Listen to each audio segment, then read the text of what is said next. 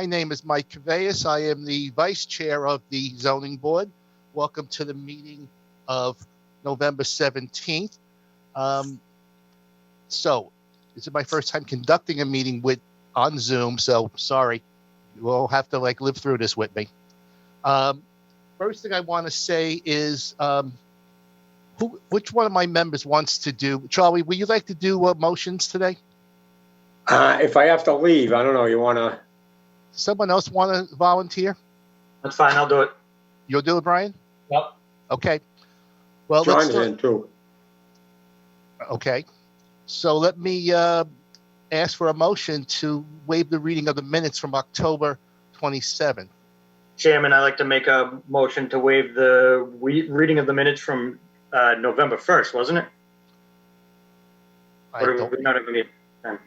No, it wasn't November 1st. November 3rd was Tuesday. October, what was the date? 27th. October 27th. Second. On the motion, seeing none, all in favor? Aye. Aye. Okay, all right. Let's go with our first case. Maureen told me that we have a continuance in new business ZBA matter 20-60.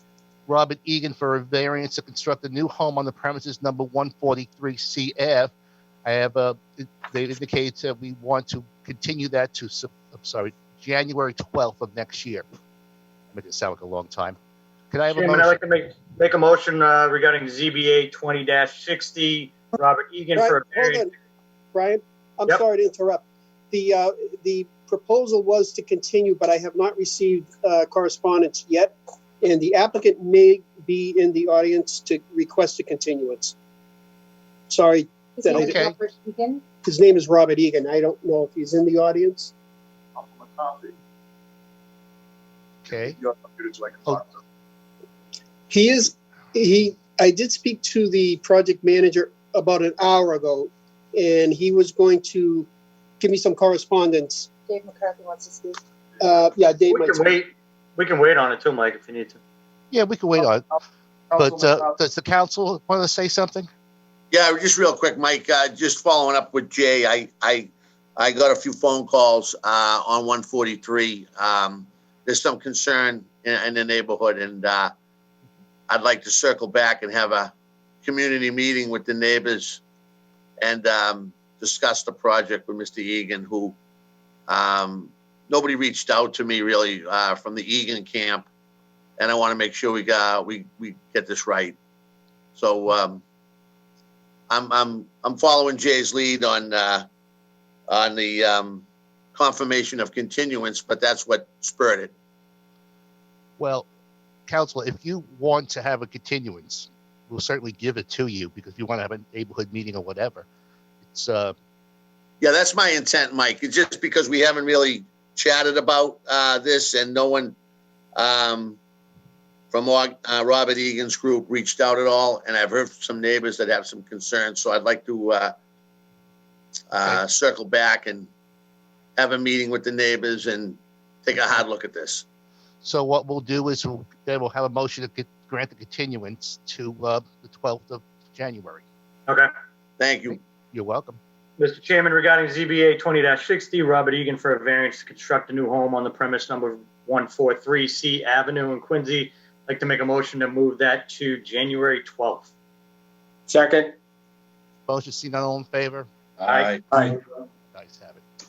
Okay, old business. Case 20-36, RL Estate Development LLC for a variance to demolish the existing structure and construct a new 7-unit residential building on the premises numbered 6-8 Old Colony Avenue.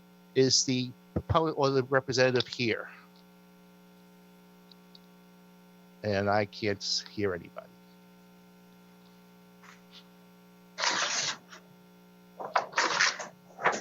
Show of hands. Does anybody want to talk about the RL Estate Development?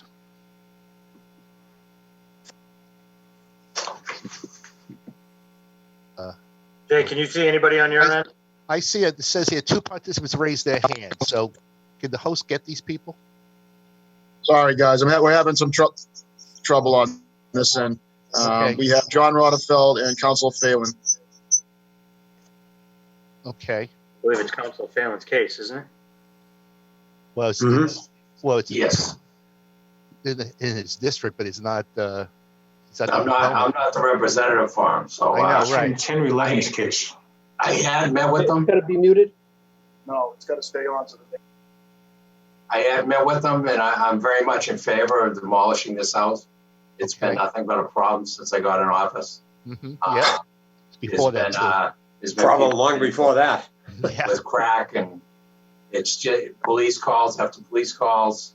I did meet with the people looking to demolish the building. We talked about issues like parking and stuff like that, and they pretty much agreed, and they will let people know. But I am very much in favor of having this thing turned down.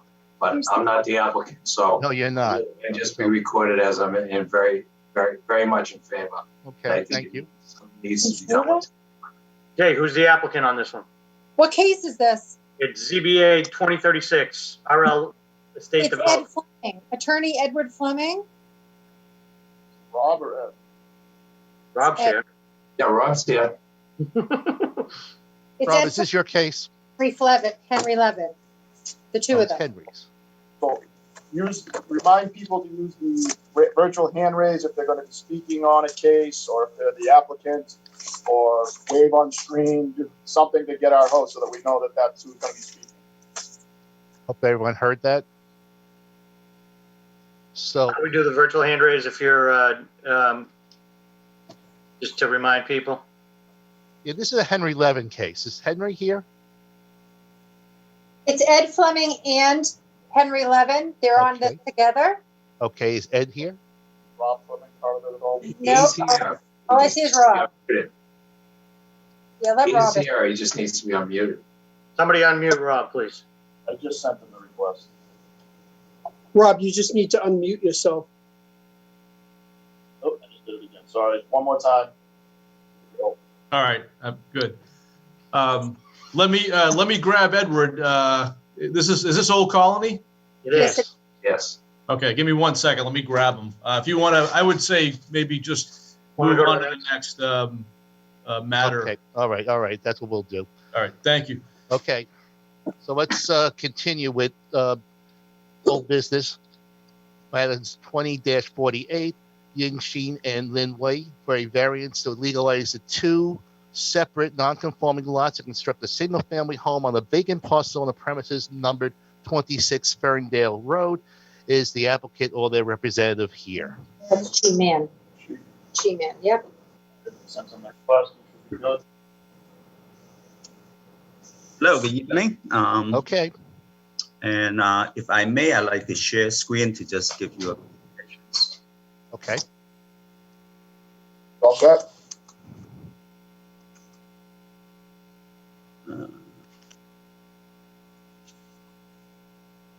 There you go. Screen now?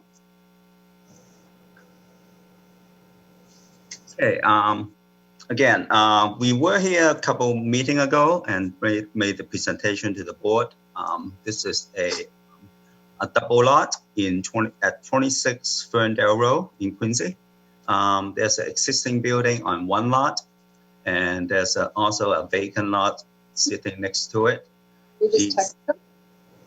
The existing site is consists of two lots in the assessor's record, and also the owner, Mrs.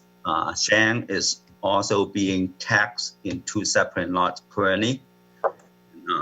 What I was told is he got two tax bills for each of the lots, but for zoning purposes, under one ownership is considered merged. So what the proposal is to propose a single family homes on the existing lot, and the plan in front of you is actually what we presented on the last hearing. We heard from some comments from the board, and understand that there's some concern about the size of the building is too big. So we gone back to the drawing board and we designed the building again. And we also, in the meantime, we had a neighborhood meeting with Councillor Phelan and some of the neighbors in the area.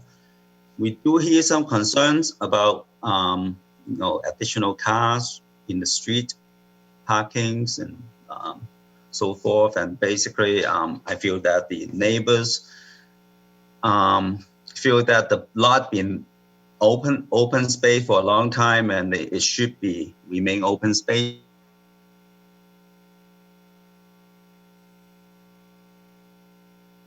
Change the lot itself. What you see in front of you is the proposed building, and the red box, the red line is shown is the previous building footprint. We dramatically reduced the size of the building. So it's listen to the board member concern, reduce the size of the building, and the living area basically reduced by 24%. And the living area of the building is just under 2,000 square foot. On the new layout, we confirm to the side setback on both sides and the rear setback. And the front setback, we're asking for a 14-foot setback versus the zoning allowance is 25. The reason we do that is we want to line the building up to fit with the street, the neighborhood traffic. The building is basically lining up with the adjacent building. The building itself could be pushed back to conform to the front yard setback as well. With the building size, the building itself, the footprint is about 21 feet by 44 feet. It's not a big building. We designed it to entirely fit within the zoning setback, but we feel that lining up with the neighboring building that fits right into the neighborhood. So also what I'd like to show is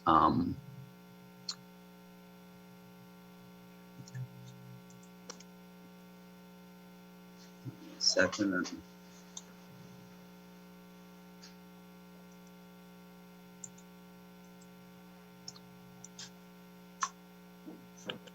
So going over the well, actually I have our architect Gene Singh on the meeting as well. If he would like to go over the architecture of the. Good evening, guys. Good as that. Yep, I'm here. Can anybody hear me? Yep. Yep. Okay. Hi, my name is Jen. I'm from the RB Group. I represent RB Group and Dennis Cole Architects. We were the designer and the architects for the project. Yeah, from what she said, we shrunk the home down to fit what the community would like to see, I guess, in words. But yeah, but we did a traditional house that was made to fit into the neighborhood. We shrunk it down. It's just a typical 3-bedroom home and a garage out back to fit with parking requirements with the driveway that she would Originally, design. though, you had the garage in the front. Yeah, we originally had it in the front facing the street. That didn't go so well with the community. I kind of agree with that, but the client said previously it was for cost savings for the budget. But yeah, that was nixed out. Yeah, it's just a typical master bedroom, 2 extra bedrooms on a second floor, and then the third floor is just open space for possible office for the daughter if she ends up being staying at home for her work. But basement's unfinished and the garage is out back. So to do that, you had to expand the paving, I assume, to get the driveway to the back. Yes. Well, existing right now, the homeowner has a house, I think, to the right of it right now on the property. I think their driveway reaches from the street all the way to the back also. So we're just going to mimic that. The house that's there right now has their garage in the back. I believe Yes. there's a garage in the back, right, Chief? Yes. Okay, thank you. And And this is the elevation of the building, the front and the side with the garage. And also what I like to, this is the assessor's GIS map. What I've done is to pretty much sketch in the proposed building on this vacant lot. So you can see the area all has the similar size lot, similar size building. Actually, this building is a little bit smaller than some of the building in the neighborhood. And for the height, this is 2.5 story, and as comparing to the neighbor to the left-hand side, is the building itself is about the same height, but the building to the next to us, actually, the first floor is about 4 feet higher than the grade, and our building is going to be, the finished floor is going to be at grade. So height-wise, we are going to be actually a little lower than the existing building to the left-hand side. And I think the, my opinion, the building, the layout fits right into the neighborhood fabrics. So. Any member of the board have any questions?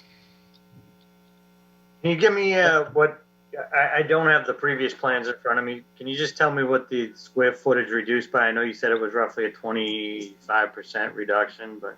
Yes, the living area on the old plans, that doesn't count the garage, is 2560. Okay. And then this one, the new proposed one is 1944. Okay. So it's about 24% reductions. And I just 600 or 700 difference. Yeah. Square foot difference. Yep.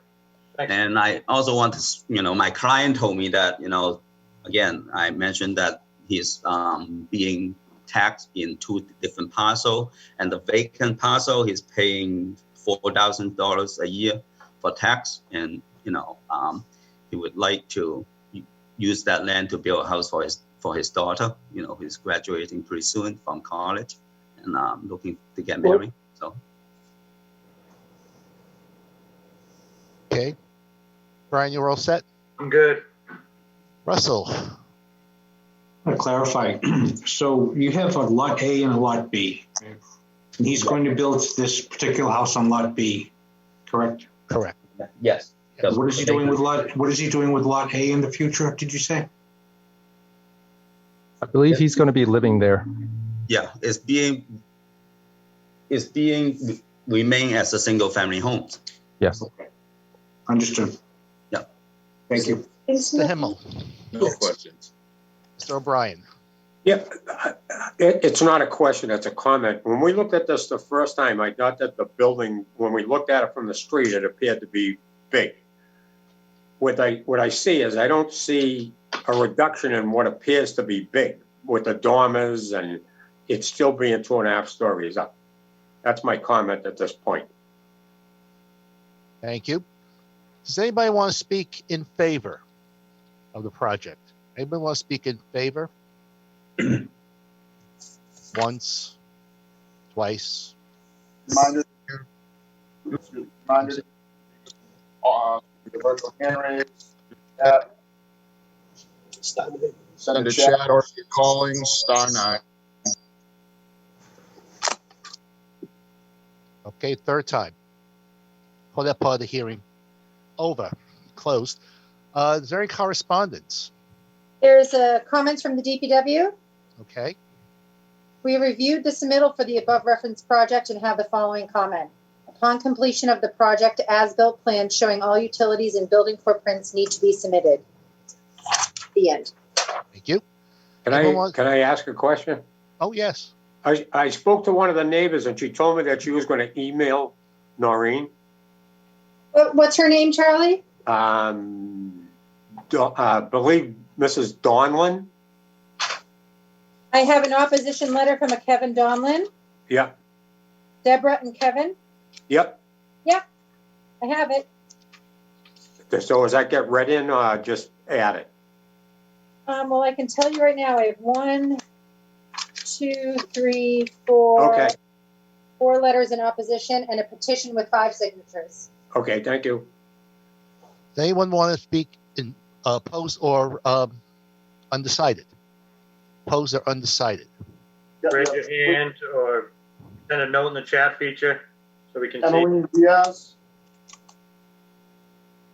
Hi, so I'm Margaret O'Brien. I live across from the proposed lot B construction. I oppose the construction. I think that the lot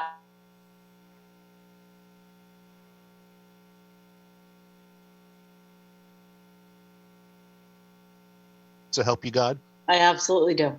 Thank you. I think that it's hard to take a drawing and understand what the impact of the building is in the area. I think if we look at the first plan that we thought was overly large and excessive, the difference here is that they've added a full basement, and the way that they've created the dormers now is that they've changed the amount of space in the calculation, and that because they're lowering the building to ground floor where everyone next to it is up 4 feet, it's going to be 3 full feet of living space. I think if you look at the facade of the building, there's nothing in the neighborhood that looks like that. So I definitely don't think that the building as depicted in the picture shows you what the rest of the neighborhood looks like. I also am concerned about density in the neighborhood. We have a number of people in this small area that have double lots, and I'm afraid about taking what is going on Hancock Street, which is quite a bit of construction, and increasing our density and traffic quite a bit, and moving it off between Hancock and the beach. So we have kind of these competing personalities of Quincy, right? Is making it accessible to city dwellers and urbanizing it in certain places and maintaining a neighborhood feel in others. And my understanding is that we want to maintain a neighborhood feel with single family homes in this area. And by creating this building across the street that in look and space in actuality is not necessarily geared for single family use, sets a difficult precedent for the remaining double lots that are being treated as family space for those homeowners, and creating something that, it turns the area into additional rental properties, as we see, just 1 block away on Hancock Street. These are, little groups of communities with single family homes, with foot traffic, with limited car traffic to the extent that we can do that, with people parking on the street. And I think that this building in representation doesn't fit the neighborhood.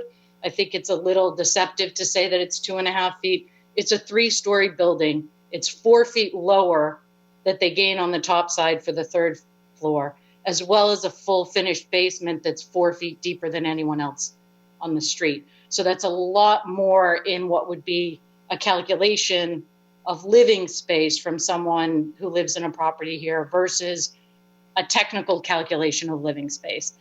The area that if because of pushing out dormers, that's considered living space, the rest of the attic space is still that same height, is equally space that can be used, carpeted. It's all going to be insulated and used for some kind of living space, as well as can be the basement. So my concerns are density, that we're already seeing an increase on Hancock that I don't want to see in my neighborhood. A real difficulty in seeing that building has changed very much from what was initially proposed, that was determined to be excessive both by the neighbors and from the comments from the last meeting. And I think that it's a calculation that is allowing people to call it 2.5 stories, when in actuality, it's 3 stories, but they've closed down the height of the 3rd story in a proportion of the 3rd story to make it fit a calculation that says 2.5. So I'm opposed to have that building on that lot in my neighborhood. Thank you. Anyone else want to speak, opposed or undecided? I saw somebody else with a virtual hand raised down here. Yep, we have the iPad. There you go. Hi. Hello, your name? Hi, I'm Christine. Swear to tell hold on, we just got to swear you in. Do you swear to tell the whole truth and nothing but the truth? I do. I do. Thank you.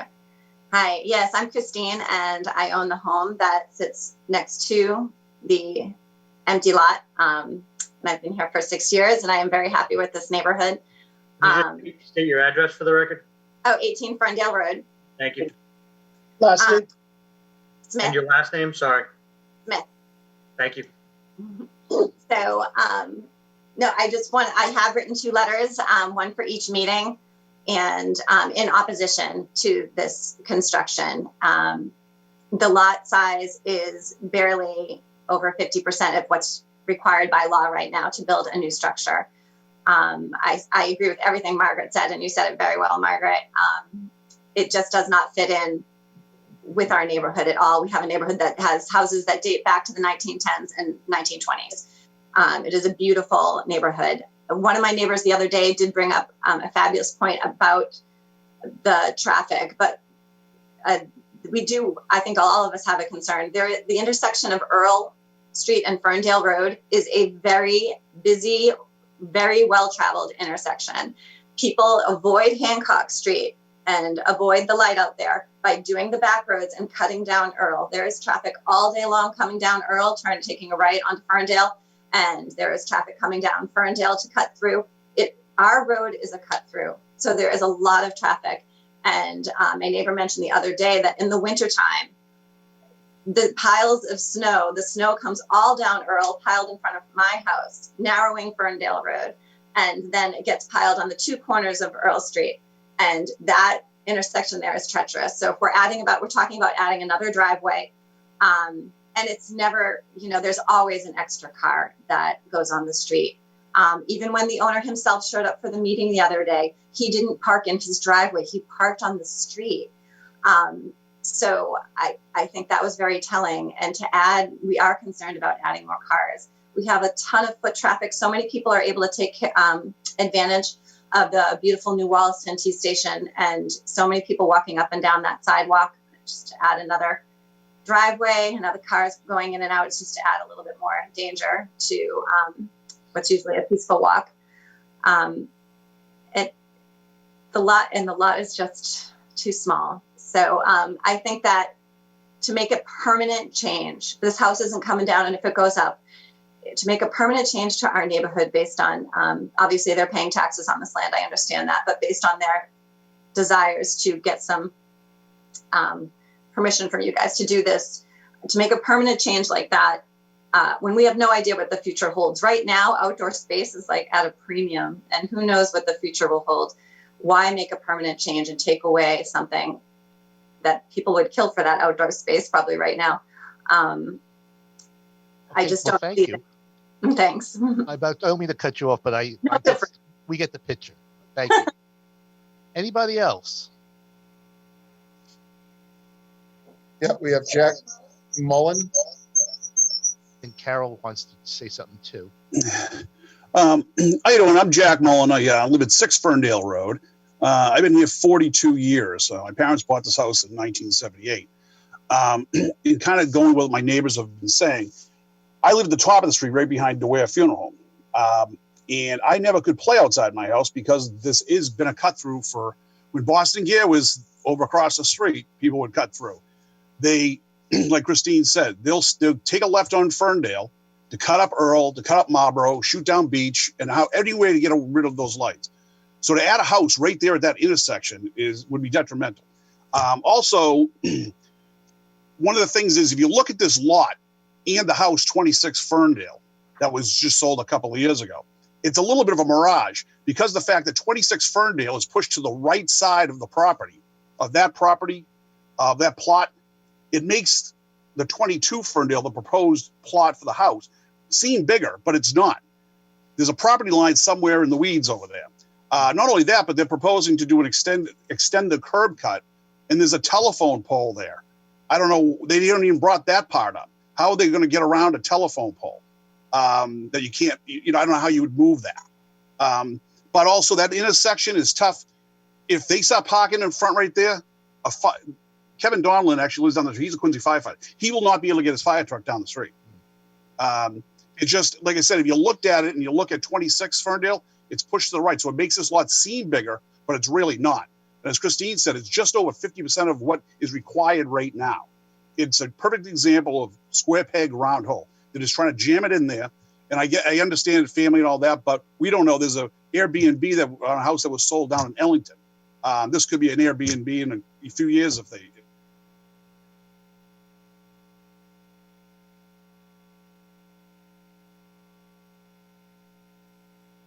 I'll wait, yeah, I'll wait let's till not forget the, Carol. I'll wait till the end. Okay. Can we get Carol wants to speak? Hello? We got to unmute her. Yeah, okay. Okay, come on. We got you, Carol. Carol, do you swear, Carol, before you start, Hi. hold on a second. Brian? you swear to tell the truth, the whole truth, and nothing but the truth, so help you God? And can you just state your name and address for the record, please? I do. Wait. My name's Harold McGarty, and I live at 14 Ferndale Road. Okay, you got the floor. Okay, I just want to say I'm highly opposed to this house because I feel like it's just too much house for such a small lot. And okay, and the other day when we had the community meeting, this one of the questions that I asked the owner is that does he live in the house? And he said yes. I don't think he was being truthful because the only time we see his vehicle there is the few times that he's come there to cut the lawn during the summer. And my concern is that if he's not being truthful about that, is he being truthful about his daughter coming to live in that house that he wants to build? Because there are numerous houses on our street already where there are a couple of families in the houses, and we've got people parking with commercial vans, people coming and going at different times of the day and night. You don't know who our neighbors are in these houses anymore. And it's a great concern that is somebody now going to build a house and there's going to be multiple families in this house that we don't know. And also say that there's a single garage now added onto the house. That it's a small garage. And if there are multiple people, because if his daughter is married and she has children, she's not going to have a small car. So therefore, a husband and wife may have a car. So that's going to be one car in the back and one car on the street. And then if they have visitors, there's going to be more cars on the street. And there are a lot of young children in this neighborhood now that play outside. And again, I'm just reiterating the concern about traffic and parking. And again, it's too big of a house for such a small lot. And all the neighbors are very concerned about it, and a lot of them are opposed to it. I guess that's it. Thank you, Carol. Thank you. Response? Next, we have Did John anyone Rotafeld. hear me? We could hear you, Carol. We got you. Hello? Hello, Carol. Can we help you? You're now muted. All right, Councilor Phelan. No, not yet. No, not yet. I got Rotafeld first. Okay. John, where are you? John Rotafeld, 62 Grenwall Road. I swear to tell the truth. Thank you. Yep. Did you already ask for in favor? Did I miss that? Yeah, you did. Yeah. Okay, so I'm going to say then, can I still say I'm undecided then? Sure. Okay, so I'll pretty much make the same point as undecided. I don't live on Ferndale Street, obviously. I live on Grenwall Road and, right near the hospital. And, Quincy is changing. And, I come to all the meetings and I see this ask kind of all the time. Any place where there is an empty lot, I can guarantee within the next couple of years, there's going to be a new structure. And Quincy has to welcome new families to the city. I wish the people on Ferndale would welcome new people to the neighborhood and be friendly. And I'm just saying that, like there was a meeting last night at the city council meeting where they just approved like 240 units on the very corner, maybe on 10,000 square feet. So the density that they're doing up in Quincy Center is maybe like 300 square feet per dwelling unit. Maybe even the one last night was 200 square feet per dwelling unit.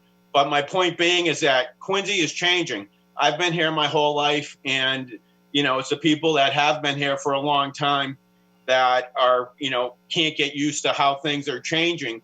And basically, I don't think this is a big ask. All I'm saying is that I've seen this same ask being done all throughout the city. I just looked at the map, and on the map there is space. And if you look how all the other houses are spaced apart, putting a house in there wouldn't be uncommon. And if you go to House Neck now, everyone's building big houses. So John, we're not in House Neck now. We're in the.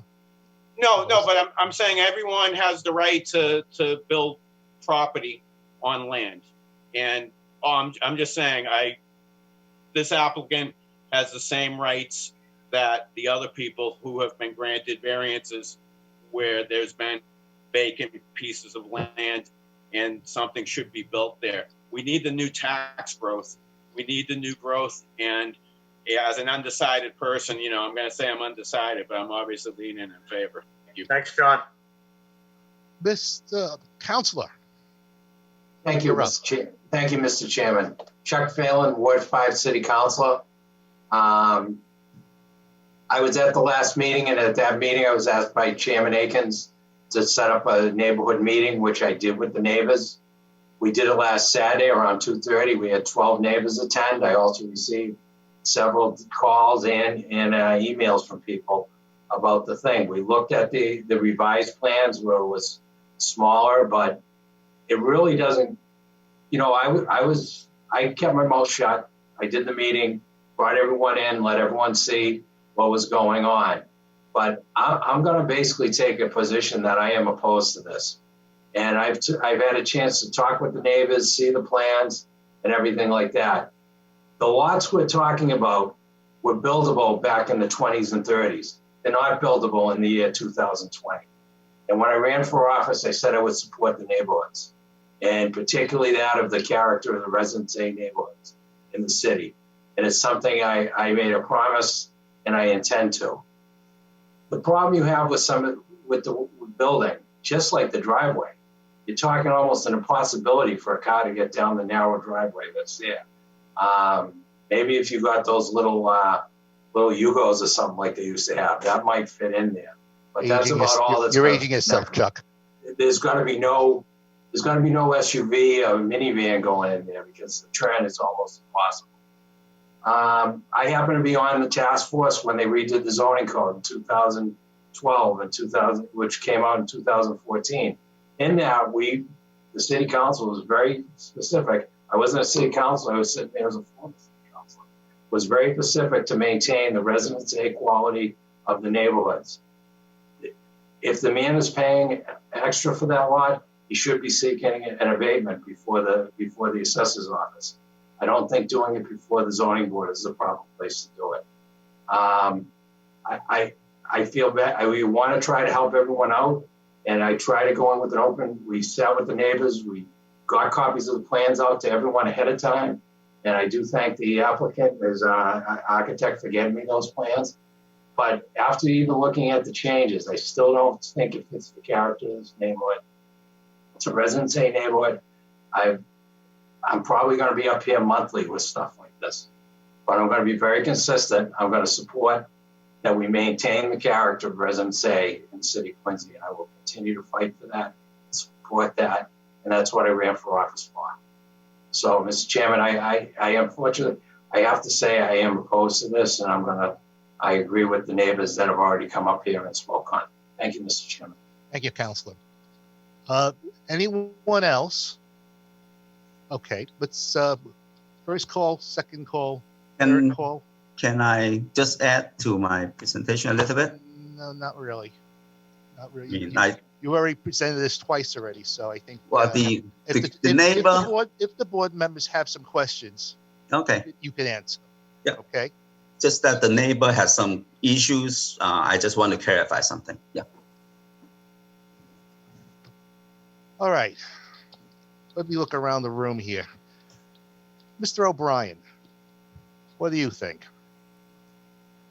Again, my opinion, when we looked at it the last time, I was of the same opinion that it's apparently, it looks too big for what I look at. It seems to be too tall, too wide. And what they did, the reduction in size, it seems as though they created more complications with the driveway and parking issues. I'm looking at the size of the lot, and it doesn't work for me. So I'll be voting against. To Himmel. Same thing as Charlie. I think the lot is too small. The building's too big. I think the size of the foundation, in retrospect to the previous plans, is too large. It's too much house for too small a lot. I'll be voting against it. Mr. Chin. I agree with my two other fellow members. House is too big for this lot. I prefer to continue to see green space there. I take the councilor's point that this owner could approach the assessor's office for a reduction in the tax base rather than build a house there. And I'm not completely convinced that this is the right size house. I know it's not the right size house for what he wants to do there. So I'm voting against. Thank you. Mr. Raydell. Yeah, Res A, 4,300 square foot lot, says everything you need to know. It's not pre-existing, so it just doesn't work. Mr. Mann, this is, it looks like we're going down defeat here. I could give you the option to withdraw without prejudice, because that's what we tried to do. And that means that you would have to come back with a very different plan in the future. So do you want that, or do you want us to vote? I think we will ask for withdrawal at this point, but I just want to point it out. The lot size is exactly the same as the neighbor lot size. The footprint is smaller than the neighbor house. I just want to point that out. Okay, thank you. Take a roll call, Mike? Sure, that'd be great. This is to withdraw it out prejudice. Yeah. Somebody make the motion and I'll roll call you. Yeah.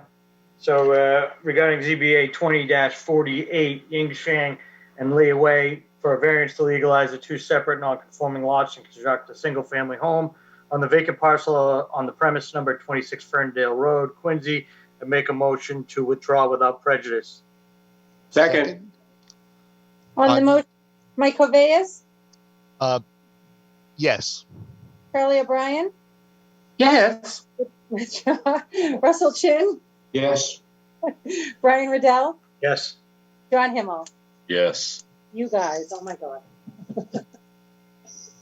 Okay, so that's next case. DBA 20-73. We're in new business now. Father Bills in Mainstream for a variance, special permit floodplain, and a finding to construct Brian? a housing resource center mixed-use project with residential, assembly, office, and medical clinics used on the premises number 39 Broad Street. Is the proponent or their representative here? Mr. Joe Shea, how are you? You have the floor. Well, Mr. Vice Chair, thank you. Good evening. My name is Joseph Shea. I'm a Vice President with Woodard and Curran, the owner's project manager for the public safety complex and improvements to the Broad Street Southern Artery area. This evening, I've prepared a brief presentation to allow the ZBA members to hear about the changes that are coming to the Broad Street, Field Street, Southern Artery, C Street corner of our city, with the focus being on the proposal of Father Bill's Mainspring for the new Housing Resource Center. So if I may, Mr. Vice Chair, I'd like to take control to go through a few slides of the context of this corner of our city, and then I'll hand it to Father Bill's Mainspring and their team to talk about their proposed housing resource center. Very good.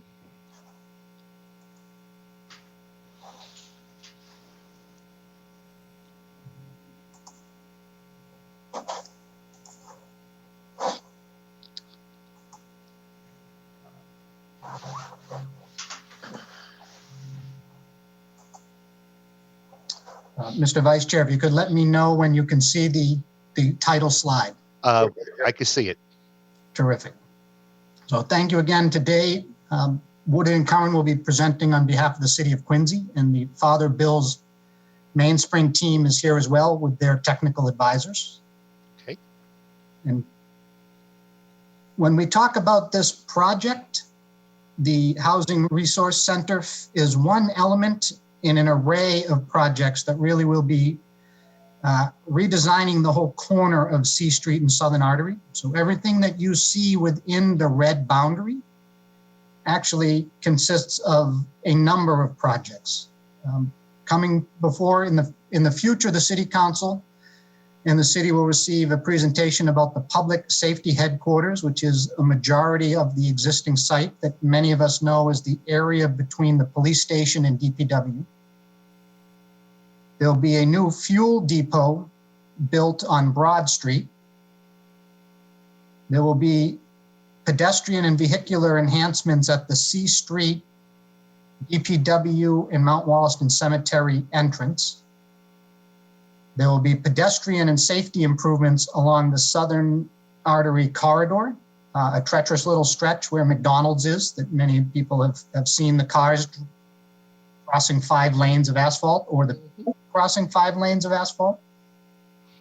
The project also includes some upgrades to Broad Street for flood protection, for utility enhancements, sidewalks on both sides, and a new way of accessing Fratelli's with some curb cuts, plus the business next door named GLP.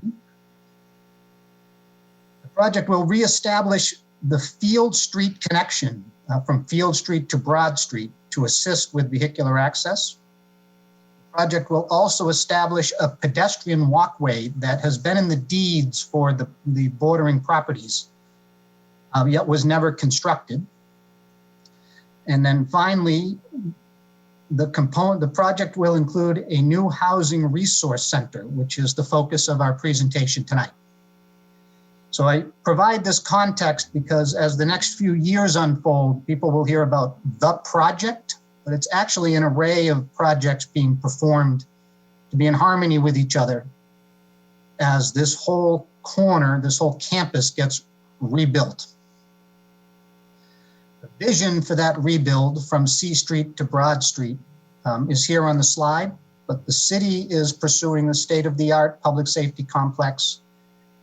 We have the opportunity to do pedestrian transportation utility improvements, and we have the opportunity to partner with Father Bill's Mainspring to reimagine a new operation and a new approach to the services they provide to their constituents.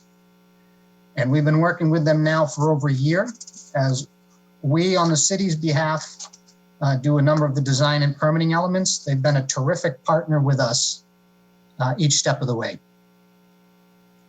Where we are in schedule is, again, we've started well over a year ago, but as we enter 2021, we're going to be finishing up some demolitions that you'll start to see next month. 24 Broad Street, the VFW post is coming down. They will begin the public safety headquarters, that's PSH. The fuel depot will be relocated. Next year, in 2022, construction will continue. In 2023, we will be moving into the new public safety complex. And then in 2024, the already decrepit Quincy Police Department building will be coming down. We'll finish the roadway work and we'll finish the project. So as we look to lay out an effort that will take 5 years in total, we're happy to have partnered with Father Bill's to renew their approach to their piece of this campus. And with that, I'd like to hand it to Father Bill's COO, April Conley, to speak about Father Bill's mission. We'll have to unmute April.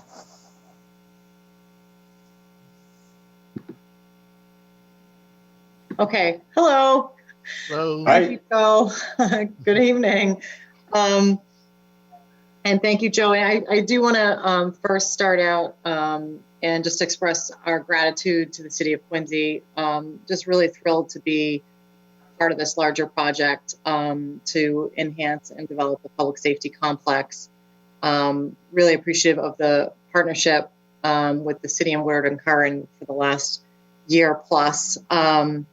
And many of you, probably all of you, are familiar with Father Bill's Place, a very small 9,000 square foot emergency shelter that is largely was developed in reaction to a problem of homelessness on the street. And really, we've been striving for several years to sort of convert the emergency shelter response to really solve homelessness by preventing people from needing shelter, and really when someone has no other option, to have a short-term response that really leads to permanent, stable housing. So the Housing Resource Center represents for us years of program planning and thinking about how to respond and solve homelessness versus react to it by having no option but to really warehouse people in large dormitories. And so the HRC, which is what we refer to it in-house, is really both a combination of best practices, including prevention resources, rapid rehousing, permanent housing, as well as a reduced emergency shelter capacity. So our proposal includes 75 beds of emergency shelter, and then a facility that really allows for us to address what has led to the people experiencing housing crises, really address the cause of that by offering, again, prevention resources, health care, vocational support, and rehousing assistance, in addition to permanent housing for those who really are in need of deep, longer-term subsidies. So again, this is, now more than ever, what we know is this response is necessary for both addressing the issues that the people we serve now are facing. It allows to partner with the community and prevent people from needing to be outside all day, and really allows open access to our facility during the day, which Father Bill's Place currently cannot provide, and really allows also for the necessary social distancing and public health response, knowing that we cannot really go back to warehousing large, close concentrations of people in any environment. So with that, I'll hand it off to our team of architects, Bob Wegner, to go into a little bit more about the design. Thank you. Thank you, April. We can Thank you. Bob Wegener.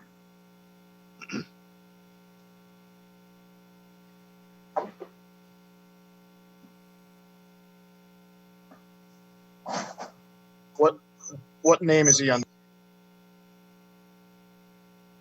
Under Narrow Gate. Oh, Narrow Gate. Of the architectural firm, pardon me. Thank you, Joe. Thank you. Okay, thank you. Sorry about that. It didn't have my name attached to it. Well, I am Bob Wegner, and I'm a principal at the Narrow Gate. I'm here this evening with my colleague David Flasherim as well. And just wanted to mention that I'm a resident of this great city of Quincy and live in the Marymount neighborhood. So this project is particularly exciting for me to be a part of. It's such an important project for my community. I'm just really happy to be a part of this whole endeavor, along with the city and the development of the public safety complex. So I'm going to give you a brief review of the design. Primary goal for this project was to design a welcoming, non-institutional feeling building that provides respite from the streets that April talked about. For some folks, and for other folks, it's going to become a permanent home. If we could go to the next slide, please.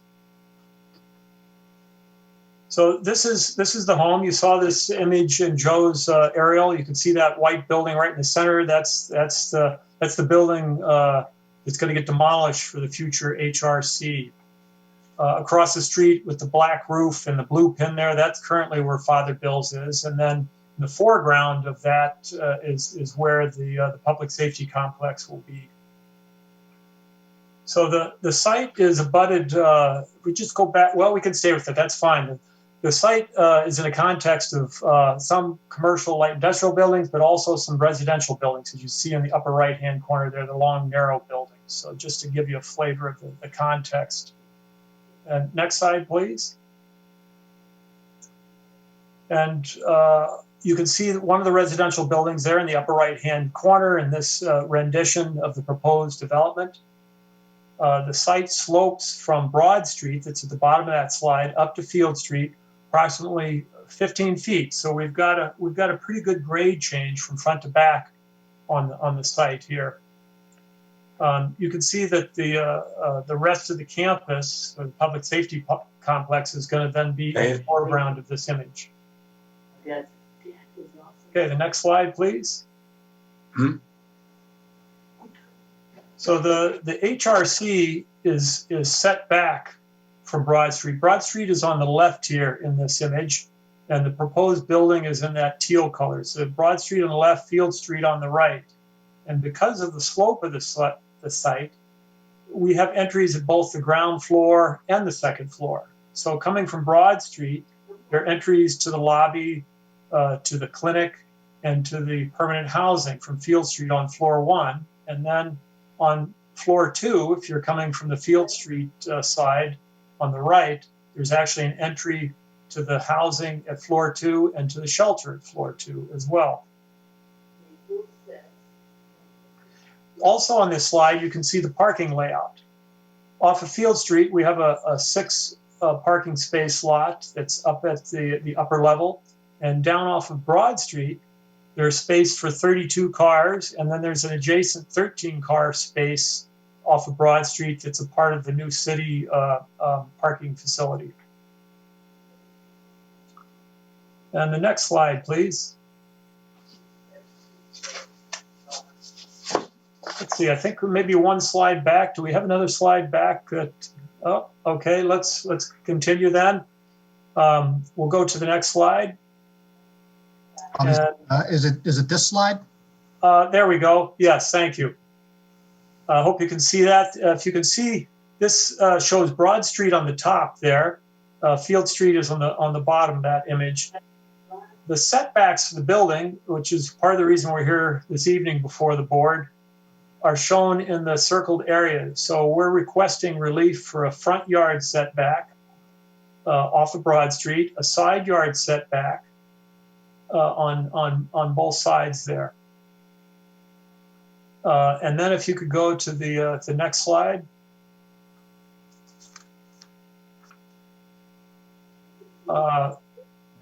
Sorry, go to a little scattered here, but I think it's still one slide further, the text, the narrative. Thank you. So this last part is to give you a full understanding of what kind of relief we're seeking. So we're looking for the dimensional relief for minimum lot area per dwelling unit. We're slightly under that. It calls for 2,000 square feet per unit, and we have 1,628 square feet per unit. We're looking for the front yard setback for an entry pavilion that you're going to see in the next image or our last image off of Broad Street.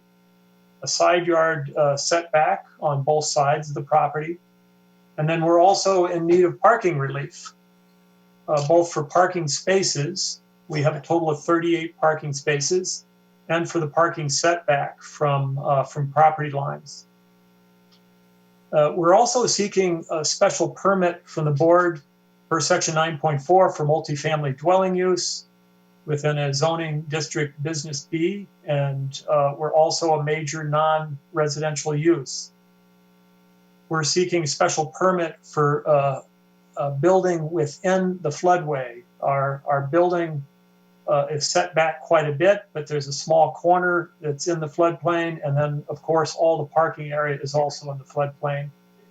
And lastly, we're seeking a special permit from the board for proposed mixed use and for the medical clinic that's a part of this development.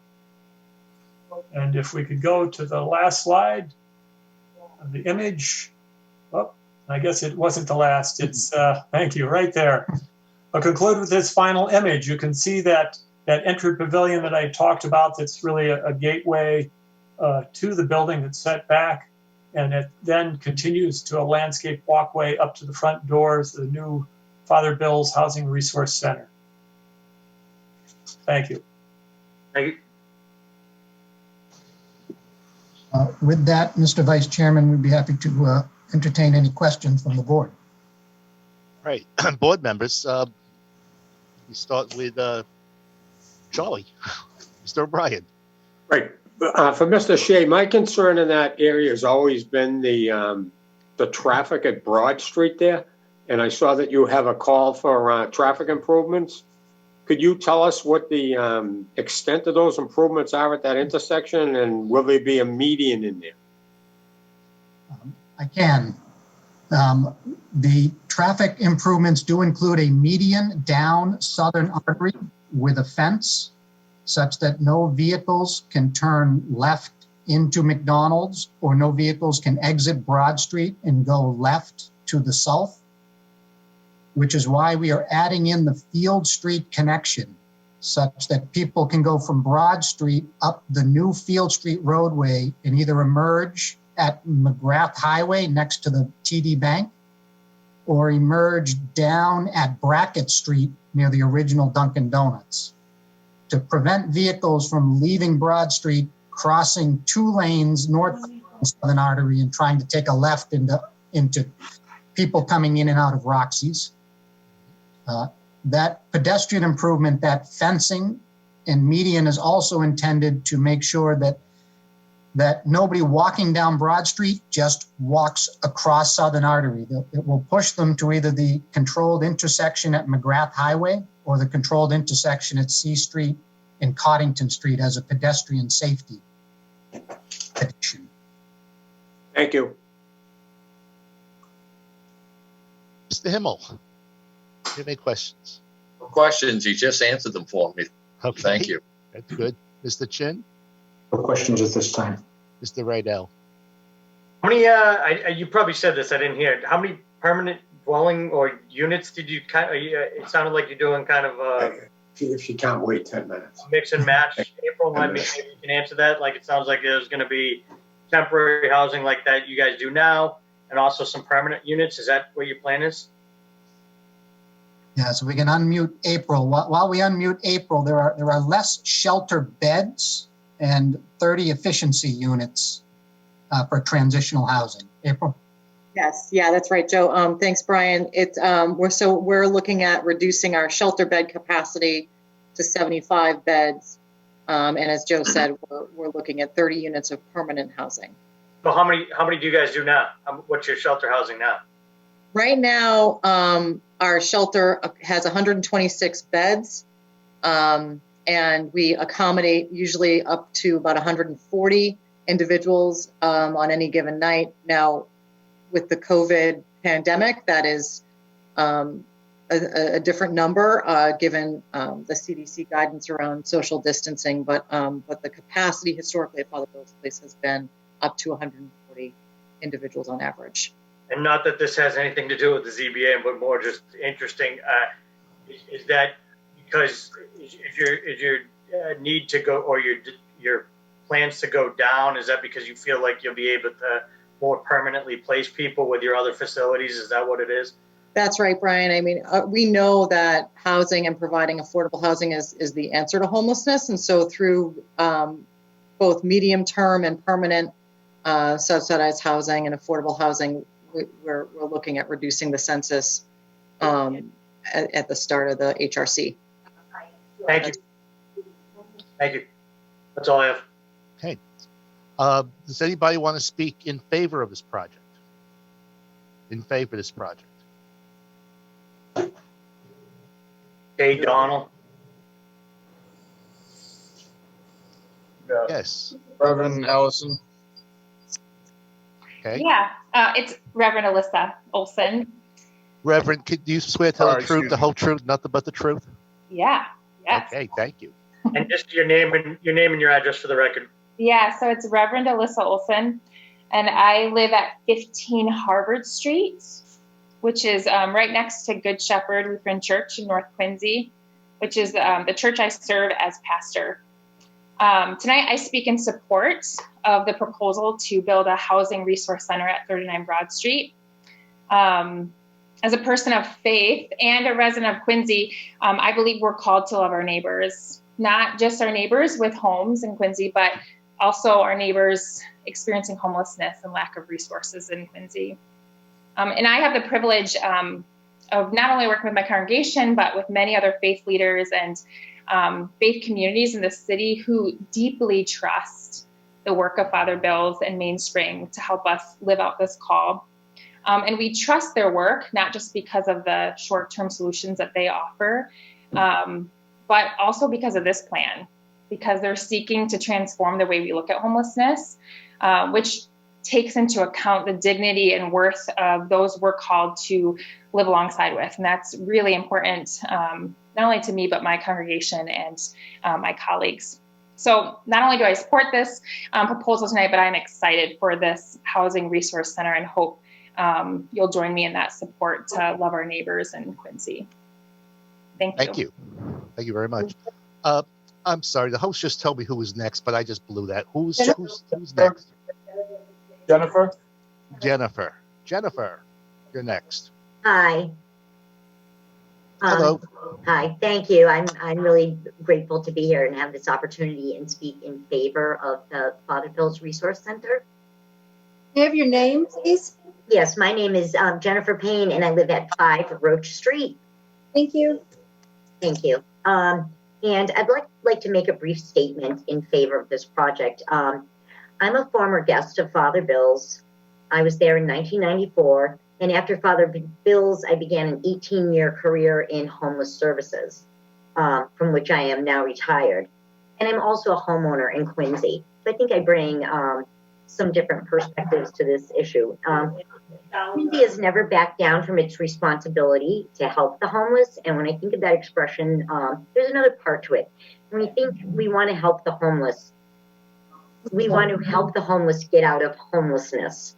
And how do we do that? By providing accessible resources to get people out of homelessness. Everything from a shower and bed, the basics that emergency shelter offer, to the other things, assistance with medical care, mental health access, and that big one, assistance with housing applications. These are really difficult systems to navigate without help. I learned that from my experience at Father Bills through the support I received from them. And then I learned that lesson even harder when I worked in homeless services for 18 years. We have to have these systems in place to help people get out. They're difficult places to navigate. I want to also say that in light of the pandemic, we're actually very acutely aware of the need in our community right now. It's not just a need for emergency shelter. There's a big need for homeless prevention services. And I think that by having the Homeless Resource Center and all these resources in one place, we're giving access for the folks at Father Bills and the other people in Quincy, the real resources and the real opportunities to get themselves out of these situations. We can't not do this. This is our chance in Quincy. The time is right. The opportunity is here. The plans are laid. We can't not do this in this city. Thank you very much. Thank you. Thank you. Who's next? Jay Donald, I saw raise my hand earlier. Okay. Back to me again. That's me. Oh, John, are you up? You're next. John Rotherfield, 62 Grenwell Road, Quincy, Mass. Yeah, I just want to give my full support of this project too. This is Father Bills is truly a gem to the city of Quincy. It's one of the best things that we have, considering we don't have a hospital anymore. This is a place where people that have mental health problems can go to. It's a resource. The other great thing is it's being done with It's not with taxpayers' money. So they're asking for a few small asks here. I would give Father Bill's whatever they ask for. They're really not asking for much, and this will be a great project. And Mr. Shea, the fact that nobody can take left into McDonald's anymore, that's the greatest thing in the world. That should be a law. I'm going to call up Charlie Baker's office tomorrow and say that nobody, because you know who I hate? I cannot stand people who take a left into McDonald's. All right, thanks, John. I don't have to do that. Really, John. I would have to say we might have to extend that wall down in front of Popeyes too. So. Thanks, John. Yep, thanks. Karen? Who else wanted to speak? Hi, Okay. my name is Karen Donlin. I live at 147 Kendrick Avenue in Quincy, so I've been a resident of Quincy for over 28 years. I'm also on the board for Maria Dross Counseling Service for over 20 plus years, which is a mental health agency, and I've been a volunteer at Father Bill's for over 2 years. It's taken me a long time to actually become a volunteer, and once I did, meeting the clients, meeting the staff members over there, I have to say I'm just been so impressed overall. I also realized that Quincy, I'm from Boston originally, you do it very well. You treat folks with respect, and I think what's really important with Father Bill's, there's always going to be two sides to how you handle homelessness, but we do it in a very nice, a very unique way. I think we give a respect back to the folks and the clients. I can see a lot of people leaving there and going back into housing, which Father Bill's does really well. So as part of, the volunteer program over there, I do think it's essential to keep it within that area. It looks like the Good Resource Center. I'm happy to hear that there's actually going to be a day program. I do think that was lacking in years, but that is due to not finding the right place to put it. So from, a neighbor who's been part of this organization, I do think that this is the most appropriate way to go. And I really enjoyed watching the plans from the Narrowgate folks over there. It is a very well-designed building overall, and it's nice to see that the police department is actually going to get recognized the way it's going to be for the building on the other side. So I am truly in favor of this program moving across the street. Thank you. Thank you. Welcome. Oh, Councilor McCarthy. Hold on, we got another one down below too. Go ahead, Dave. Okay, thanks, guys. Thanks to Mr. Vice Chair. I've seen this for quite some time now, working with the mayor, with the whole complex that's down there. The police, the traffic that Mr. Shea talks about, the traffic improvements, Broad Street getting a facial, and then, of course, Father Bill's, which will move over to 39 Broad and get the space that it needs. Probably spent way too long in the old registry. But this layout is impressive, well thought out in regards to putting the Field Street connection back in to relieve Broad Street and those traffic improvements out on Broad Street. So that whole area is really going to turn around, I think, in regards to all the things that are down there that need to go away and get spruced up, and the layout that Father Bill's has, the resources they have, with the mayor's backing, with my backing, a lot of the folks on the council have seen this, and they were all impressed. And the great work of Joe Shea and Woodard and Curran, they do a great job. So I'm thumbs up. They did a great job the other night of planning, and they did a great job tonight. So I'm in full support. Thank you, Counselor. Thank you. Anyone else want to speak in favor? Jim Iorio? Iorio? Oh, sorry. I was speaking opposition probably, or half and half. We'll get there in a minute, sir. You're not there yet. So anyone else wants? Charlie has to say something. He has to go, I think. All right, Charlie. Thank you. Now, that leaves us with 4 members. And so what we usually do when we're down to 4 members is tell people that if one of us, any one of us, votes against your project, you lose. And so we always give people the opportunity to continue their hearings if there's only 4 members. And that would be a shame, I think, right now, because we've gone so far into this. So I guess I'm going to ask the proponents if you want to continue this hearing with 4 of us and take your chances. You know, I think, well, maybe you should. That's what I'm thinking. You know, we are extraordinarily proud of this project, and it's an extraordinarily collaborative project. So I've seen no reason to rush, especially the 2 members who couldn't make it tonight, and then one who had to leave. If they would like to participate in this process, I would like to recommend we continue. I will look to my partners at Father Bill's as well to make sure that is acceptable to them, and it is. I'm getting a thumbs up, so we can continue. Okay, we can continue the meeting tonight. Yes. Okay, all right. So where were we? We were just closing down, I think, the people speaking in favor. Anyone else in favor? Yeah. Yeah, once, twice, 3 times, call that part of the hearing over. Do we have any correspondence? Noreen. No correspondence, Mike. Okay, thank you. Anyone opposed or undecided? Opposed or undecided? Raise your hands or make our host see you somehow. Dr. Iorio? Yes. First thing, as I understand it from the Tell numbers. us your name and address first. Okay, 10 Furnace Brook Parkway. Okay. James Iorio. And you swear to tell the truth, the whole truth, nothing but the truth? I do. Thank you. Okay. Go ahead, continue.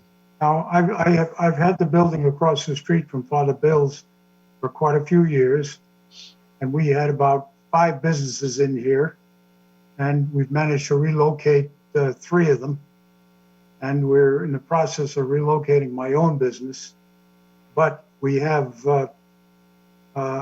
I've understood from the testimony that the new project will only house half as many people as the old one did. Is that correct? I think a little different. There's different facilities and different things going on there. All right, because that was the first thing that disturbed me, because there are frequently people sleeping on the sidewalks and in the street during the summer. And I don't know whether that had been handled. But the other thing is, I'm trying to move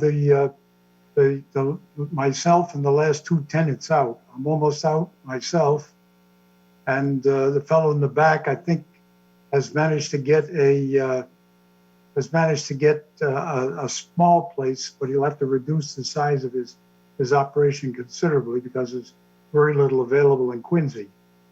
It's the same thing with me. I had to lay off a number of people, but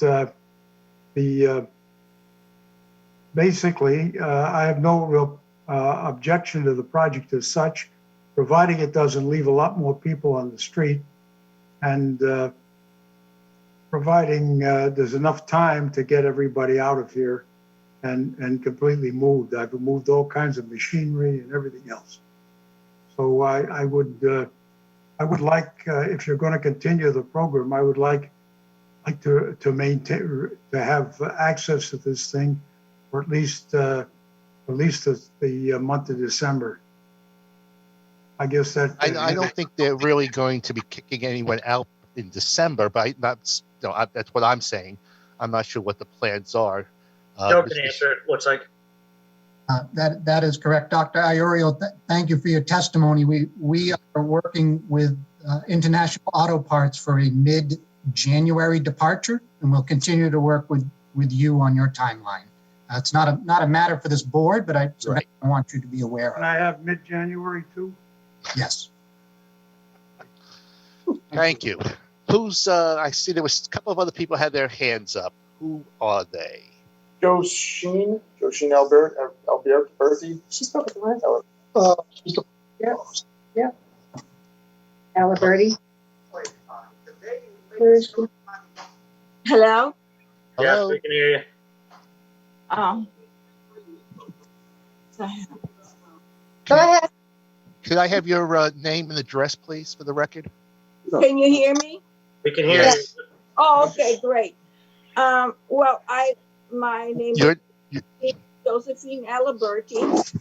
I live at 16 Ardell Street, Quincy, Mass. Okay.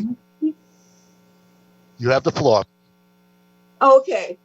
I thought I saw a lot of people swearing in, so I'll swear you in too. You swear to the truth, the whole truth, and nothing but the truth? I certainly do. Okay, go ahead. All right. I know that this meeting is for 39 Broad Street, which is, I'm glad that, Prince is going to have a place for all these people to go. And it's wonderful. But we have the apartments right next to them on Field Street, 34 Field, which is going to be right next to Father Bill. But I know they didn't mention it tonight, but I understand that at 40 Field Street, Father Bill is going to be building a structure of 30-unit apartments, which is right next to our building. See, I'm a little bit concerned about the right-of-way that's been in the family for 70 years or so.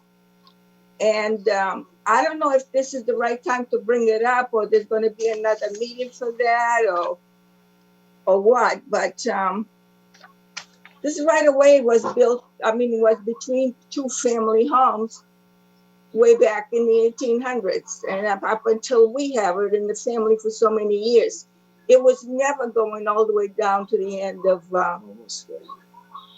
had the right to go all the way down, but no one ever used that. It was all trees and bushes and stuff like that. When we bought the place and built the apartment buildings, we did pave the right-of-way over, but that was with the consent of Mrs. Peachy, because we had to put a fence on her side of the land, and we were both using that right-of-way. We paved it. We did the snow. We've been took care of it up until now. So I'm not sure if they have taken in. I hear a lot about Broad Street, but it's actually going to impact a lot of families on Field Street. And that has never been brought up, how what are they going to do up there? Well, I haven't heard, I never had a meeting. I never had a neighborhood meeting, and it's going to impact us totally. So I would like someone to tell me what they tend to do there on Field Street. So Joe, it looks like she's talking about where you're doing that walkway. Is that what it is, Joe? It's I can provide some clarity just on the technical components if the board would like. Sure, go ahead, please. May I receive screen control? Sure. Please.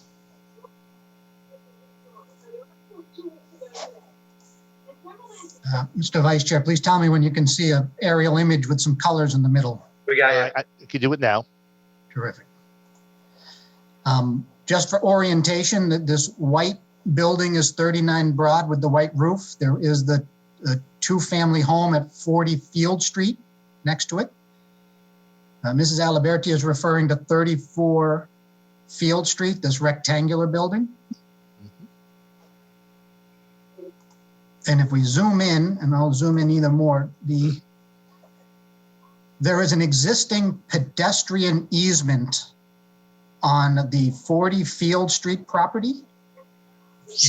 That easement exists on the 34 Field Street property, and it also exists on the property that we would think of as Fratelli's and GLP. And Mrs. Aliberti is correct that there is a pedestrian walkway written into all of those deeds. Okay. As part of this project, the city has not only preserved the pedestrian walkway, but we're actually going to and kind of fulfill the intentions to allow pedestrians to free flow from Broad Street to Field Street and Field Street back to Broad Street. The challenge that arose at the planning board meeting is that the pedestrian walkway actually is part of the paved component of 39 Field Street's driveway. So I'm gonna zoom in, and hopefully it's clear in this 34, yeah, 34. Excellent. So the previous owner allowed the paving of 4.5 or 4.5 feet of her property by the owners of 39 Field Street so that the turning movements for their residents parking would work. Otherwise, if they had used just the property line, the turning radius wouldn't work. Okay. We acknowledge that. We acknowledge that the red dotted line is the property line. However, in the design of the Father Bill's Housing Resource Center, we have moved the sidewalk over such that we're basically conceding the use of that land to users who have used it for years. So we are establishing the walkway. However, we're pivoting it over so that we don't impact the ability of 39 Field Street's users to turn their cars in and out, even though technically City of Quincy property. See. So we are conceding that 4.5 feet. One component of confusion was whether that space was common space. It's actually a pedestrian easement to be made available for any pedestrians flowing from Field to Broad or back. And we're establishing that walkway as part of our project. So pedestrians can flow from Field to Broad and back again. As part of that, the setbacks that we have requested tonight are from the property line per regulation. They're not from the effective end of Mrs. Aliberti's driveway or 4.5 feet onto our property. We're using the property line per regulation. Thank you, Mr. Shea. Does that help us out a little bit now? My husband's going to talk, but it's really, I mean, I know he calls it a pedestrian way. It was not a pedestrian way from the way back when. This is something that they're talking about now. It was only used for people who had those two homes up there. And they were both there since the 1800s. So how come it becomes now a big pedestrian way with all kinds of people coming up and down? Okay. I'm going to just interrupt for a second. I'm not sure if this board is really going to be, we're really the right place to be discussing property owners' rights. I would suggest that you talk with the opponents about this. It seems like what they're doing is correct, and they're not touching your property or blocking the easement. So I'm not sure we have to spend so much time on this right now. Yeah, just one thing though, Mr. Boyd. Yeah, go ahead.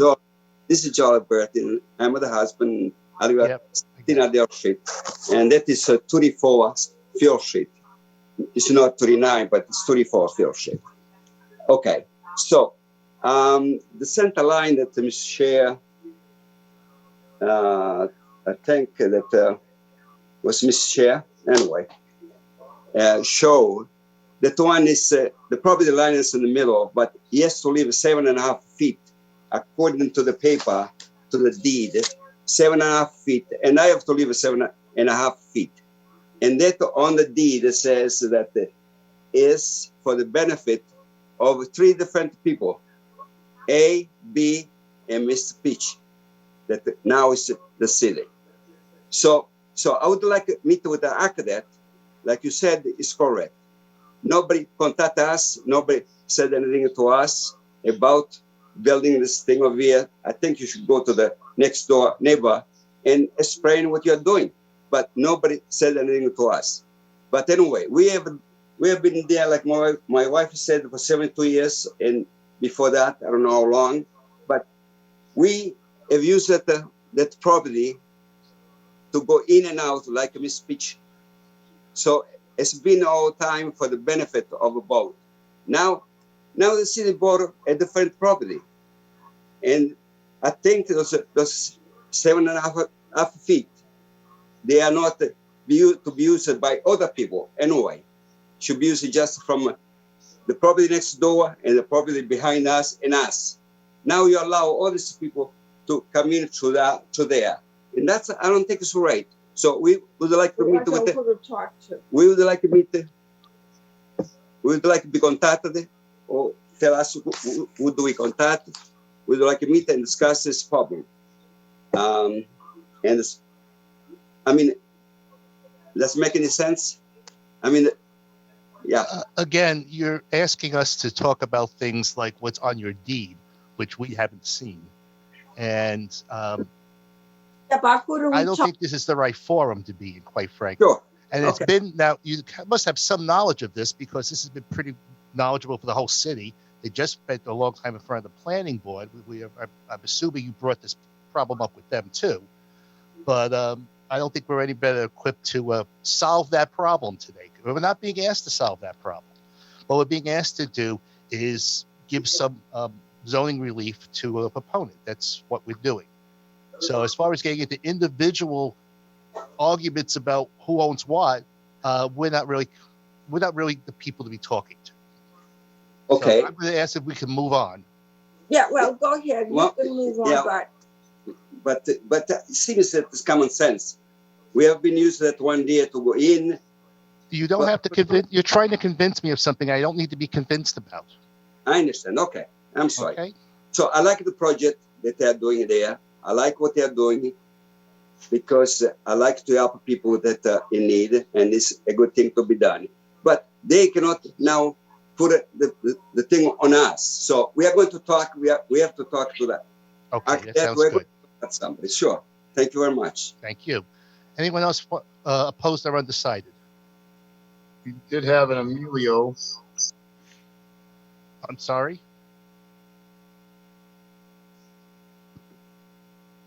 Anybody else? Emilio Cardelli did have their hand up if they'd still like to speak. They can do it now. Sure. Hi. Yes.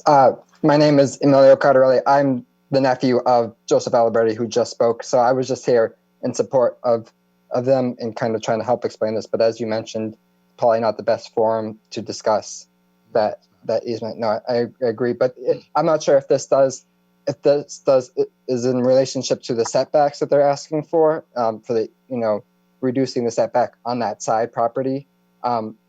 We'd be happy. I'm sure my uncle would be happy to kind of, give them some of that land that they want. So they need 17 feet off of the property line. We can happily coordinate with them. As long as the property that we have driveway is maintained, and they can kind of build a bit closer if need. But we need to. Just to reiterate, this has nothing to do with the project that we're actually speaking on. That City of Quincy owned land at this point. Are they not asking for? That's not their easement. They're doing it in conjunction with the City of Quincy. The easement is now the City of Quincy's basically. So this isn't. We're not approving or denying that walkway tonight. That walkway has nothing to do with this project. The side setback that they're trying to ask for a variance for. Yeah, they're doing that from their property line, which you would have to do either way. It has nothing to do with the easement. I'm just saying, like, that the issue seems to be with the easement, and this isn't the right forum for the easement. It has nothing to do with the applicant of Father Bill's in Mainspring. Thank you. Anybody else? I'm going to once, twice, third time I'm going to call that part of the hearing over. Mr. Himmel, what do you think? I think it is a timely and worthwhile project, and I would be in favor of it. I have no further questions. Mr. Chin. I'm in favor. Mr. Riedel. Yeah, I'd be remiss if I didn't say, I think the City of Quincy has gotten a lot of flack in the papers over the last, 12 to, well, more 24 months with the closing of the Long Island Bridge and some pushback there. And it's nice to see the Quincy working with an organization that's been here and helping them maintain their presence here and also expand their presence here. I think just a debt of gratitude to Councilor McCarthy and the administration for working to find a solution in this process along with Father Bill. So I'm in favor. Well then, Mr. Riedel, would you like to make a motion? Sure. Regarding ZBA-20-73, Father Bill's in Mainstream for a variance special permit / special permit floodplain and a finding to construct a housing resource center mixed-use project with residential assembly, office, and medical clinic uses on the premise numbered 39 Broad Street. Quincy, I make a motion to grant the variance special permit floodplain and finding. Second. Motion seen, none, all in favor. We probably should do a roll call We anyway. could do a roll call. because Michael Cabeas, Yes. Russell Chin, Yes. Brian Riddell, Yes. John Himmel. Yes. Overruled. 4 votes. Thank you, everyone. Thank you very much. Hey, Mike, I don't know if you got the message there on BA 2060. They actually are here, so I think we're going to call that one next. Yeah, we are going to call that one next. So we're going back to old business, matter number 20-48, Ling Sheen and Lin Witten. No, I'm sorry. I'm in the wrong place. Yeah. 36. 20- Estate Development, LLC, for a variance to demolish the existing structure and construct a new 7-unit residential building on the premises number 6-80 Colony Avenue. We got to do the other one. No, Mike. We're doing. 143 C Avenue. We want to do 143 CF first. Sorry, some confusion here. There's a lot of confusion. So I thought we already granted them a continuance. Mr. Chairman, They're actually here. what happened, the applicant was in the audience and was not able to let us know that he was in the audience. So he does want to be heard. He sent a text to our host, so he would like to be heard. Okay, well, we'll hear him then, but I still think we have this old business that we kind of just glossed over real quick. Sure, it's up to you, Mr. Chairman. Let's go back to 20-36. We haven't done that yet, have we? No, we haven't. So we called them. They weren't here. Well, are they here now? I have no idea. Is Ed Fleming here? Get Rob. Rob Fleming would like to talk. Yes, get Rob. Rob, you're on, but I can't hear you. There you go. Thank you very much. Let me first say that Edward Fleming is not involved with that particular project with Attorney Levin. However, we did put a call out to Attorney Levin. He had advised our office that was to be removed, that matter. I would suggest maybe continuing and confirming, and Mr. Duke could confirm with Mr. Attorney Levin that indeed it was supposed to be removed. All right. All right. Well, thank you, Attorney Fleming, for that information. I appreciate it and being patient, hanging out with us.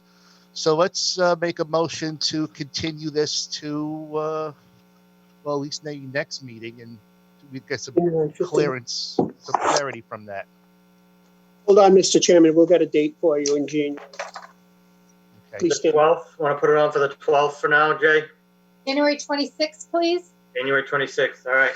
Thank you. Regarding old business, ZBA 20-36 RL Estate Development LLC for a variance to demolish the existing structure and construct a new 7-unit residential building on the premise numbered 6-8 Old Colony Ave, Quincy. I make a motion to grant to delay the hearing till January 26th. Second. A motion seeing none, all in favor? Aye. Aye. Mike Cabeas, Yes. continue. Russell Tim, continue. Yes. Brian Yes, Riddell, continue. Yes.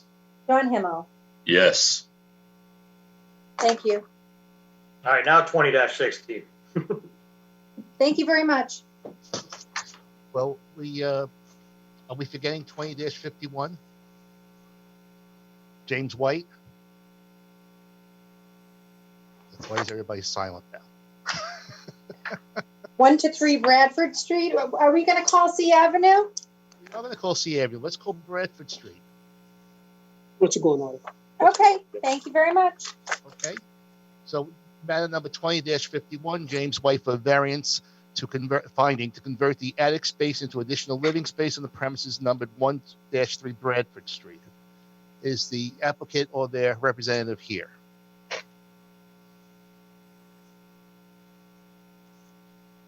Okay. Let's move on to C Ave. Well, maybe the Bradford comes back, we'll figure that out. Matter number 20-60. Robert Egan for a variance to construct a new home on the premises number 143 C Ave. Is there opponent or representative here? Yes, there is. Hi, guys. My name is Derek Tyler from Sleeping Dog Properties. I'm the Chief Operating Officer. Okay. You have the floor. Great. Thank you so much. I wanted to first apologize to the board for not being able to get on before you were able to file a continuance. But I do would love to be able to be heard on this matter. So in lieu of that, and to respect everyone's time, I'd love to be able to share my screen to show a couple of the floor plans and elevations of the current space. Sure, go ahead. Great, thank Excuse me, Chairman, could you please explain that we only have 4 sitting members on this Oh, case? yes, thank you. Boy, I'm rusty. To everybody else who's here tonight, we have only 4 members hearing cases. And what we usually do when we have only 4 members is we give everybody the opportunity to continue their cases, because the way the system is made, if any one of us votes against your project is dead. So with that in mind, sir, would you still like to go forward? Thank you for that opportunity. I mean, would the board be willing to hear my case and then hold off on voting until we could potentially speak with Ward 1? Ward Councilor McCarthy would like to say a word. Sure. Thank you. Oh, okay. Mr. McCarthy. Thank you, Mr. Vice Chairman. Hi, Mr. Tyler. I would rather wait. A lot of people were on early, and if they get back on, they're going to see this case come up, and we've already talked about continuing it. So that just causes mass confusion on what we're doing in regards, is it continued? Did it pass? I'd rather circle back between now and I believe January 12th and set up a community meeting, have the neighbors get a real good look at what is being proposed at 143, and then come back at the 12th and have it presented to you folks. I think only tonight will just cause a lot of confusion on a lot of people that I saw that were on that are now off. I mean, we did continue it at that point, you know, I mean, it would be very. Yeah, we did. And so I kind of think that council has a point there, since we did tell people that we were going to continue it. I think we should stay by what we said, and we're going to continue it, even though Ed DeSanto doesn't agree with me. What does he need? Yes, he's raising his hand. Yes. Hold on, we'll get to you. You'll see the unmute button. I would like to just make a note, just so that we're all on the same page, is that we did file for this application in mid-September in hopes to be on the October hearing. We got pushed to November, and now we're talking about being pushed to January or January 12th. Just because the package was incomplete. I just think it's fair on the record to note that nobody on our side, having given all that notice, asked for a continuance. And it was represented earlier that we did. I happen to be at 137 CF and purchased the property. Well, wait, hold on, time out. Who are you again? Ed DeSanto. I'm the owner of 137 Avenue and also the owner of 143 CF. And we did not request a continuance. And no, the ward council asked for a continuance. And so that's why we're granting it for the ward councilor, who says he wants to have a neighborhood meeting. Yeah, and if I could jump in, Mr. Vice Chair. Yes, go ahead. The first time I got notified to talk to these gentlemen that are on the screen was at 5:18 this evening. That was the call I got from Derek. I didn't get contacted before. I looked at the drawings, but no one reached out to me. They were just going to go forward. So I'd like to have a community meeting, because I got hit by a lot of phone calls from neighbors today, right up into the meeting, that they wanted to talk about it. So there was no contact with me up until 5:18 tonight. So, Mr. McCarthy, I apologize for not reaching out to kind of review prior to this meeting. So I do apologize. I'll be sure to never have that happen again. Counselor, I don't know if you have any. If you have the ability, can we find a December date, Mike? Is there a December date at all? No. Yeah, we already. The board's already decided that we were going to go to January 12th Okay. We're not, the ward council is going to have a very hard time trying to get a community meeting between now and Christmas. Yeah, That's with all I'm holidays. thinking. No, I understand. No, Okay, I was so, trying to make some. all right, so At this point, I mean, we'll have no choice but to. Derek, we're done. For sure. We're done. Appreciate it. Or I'll vote against you. You don't No, want no, that. I'm not being adversarial. I'm just saying thank you very much for your time, and we'll connect with Mr. McCarthy. Okay, thank you. Is anyone here from 13 Bradford Street? I called that before. No one seemed to answer. It's very interesting. You just muted yourself, Noreen. I spoke to him many times, so I'm very surprised that he is not here. So I'm sure that maybe there's obviously an issue. His name is Jimmy White, or Dumb Man. Okay. Well, what does the board think? Should we continue this one too? We can. We have December dates, December 1st and December 15th, and if you would like, I can contact him. Okay. No, it's Jimmy White. So let's do this. Let's say December 1st.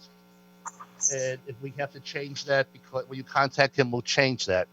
But for now, let's have let's push that off to the first. Okay. Okay with that? Board members? Fine. Aye. Brian, make a motion. Chairman, regarding ZBA 20-51, James White for a variance finding to convert the attic space into additional living space on the premise numbered 1 to 3 Bradford Street. Make a motion to move it to December 1st. Second. Grant. A motion seeing none. Roll call. Mike Coveas, Yes. Russell Chin, Yes. Brian Riddell, Yes. John Himmel. Yes. Thank you, gentlemen. Board members, should we take a 5-minute break? Or should we Good. just go on? Go. Just keep going. Keep going? Okay. We're fine. Plow through. Okay. Amendment number 20-62, Harrison Way and Kristen Mong Train for a variance special permit floodplain finding to demolish the existing single-family residence and construct 2 townhome residences on the premises number 166 Vassal Street. Is the proponent or their representative here? 166 Vassal Street. You raise your hand if it's you. I'm from the architect's office. Okay. Robert Fleming also representing. Okay. Yeah, mute Rob as well. Okay. Thank you, Mr. Chairman, members of the board. Really appreciate it. Thank you for meeting with us this evening. I'm glad you're all doing well as well. I did, with respect to the 4 members this evening, I did speak with my client. And they're kind of going to try to listen to me. As soon as we start presenting, we're going to be, and no offense, stuck with those 4 members. So it's certainly a little bit of a risk. I could present and see how it's going and things of that nature. As much as we'd rather not, we think it's a great project for Vassal Street. We've received an order of conditions, from the Conservation Commission as well, complying with all regulations. But as much as my client doesn't really want to, but I'm going to advise them that we continue this matter for the next hearing before this board. So we're appearing before, 5 members, as we are requesting variances as well when we do need the 4 votes. Right, you do. Well, I think that's, I'm fine with that. Brian, let's make a motion. What do you got for dates, Noreen? Well, she said there was the 1st and the 15th, I believe. How about the 15th? Yeah, I don't know. I haven't seen the schedule for the 1st, so. Are you meeting twice in December still? We or- are. You are? Okay. We'd like to do maybe the first hearing would be great.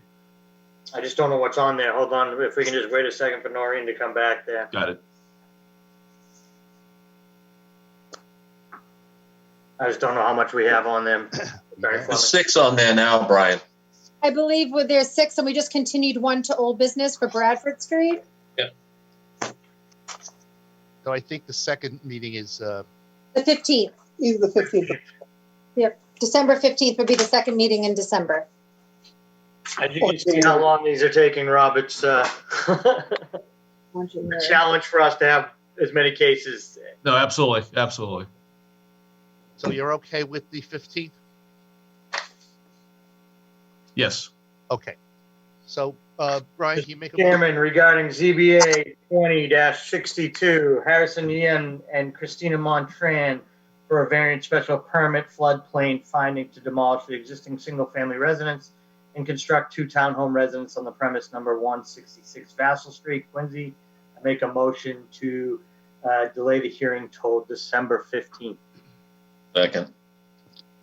On the motion, seeing none, roll call.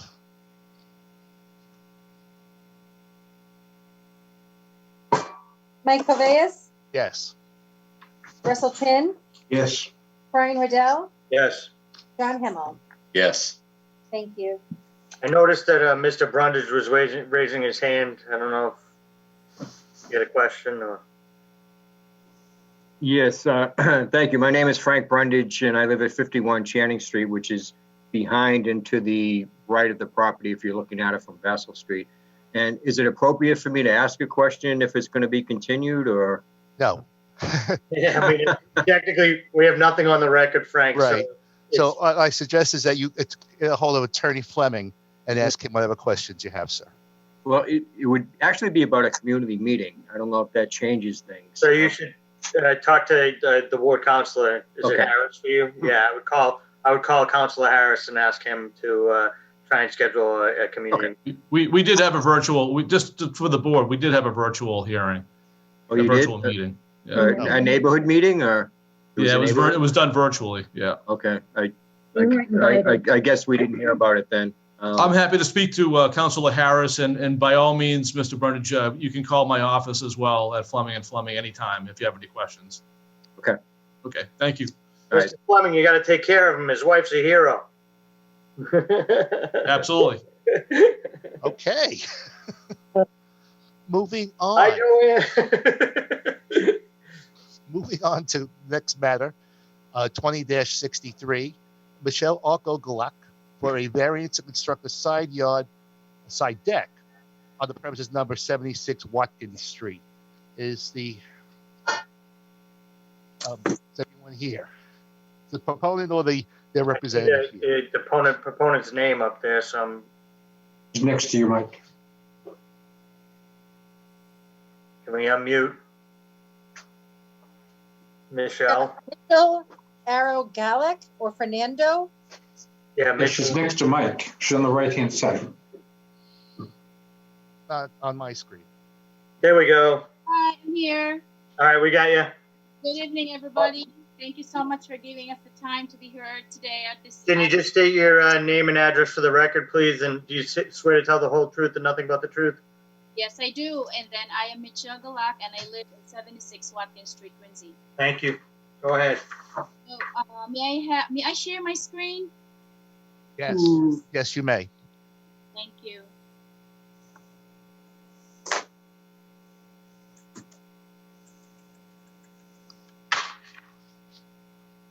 There was something about that CF.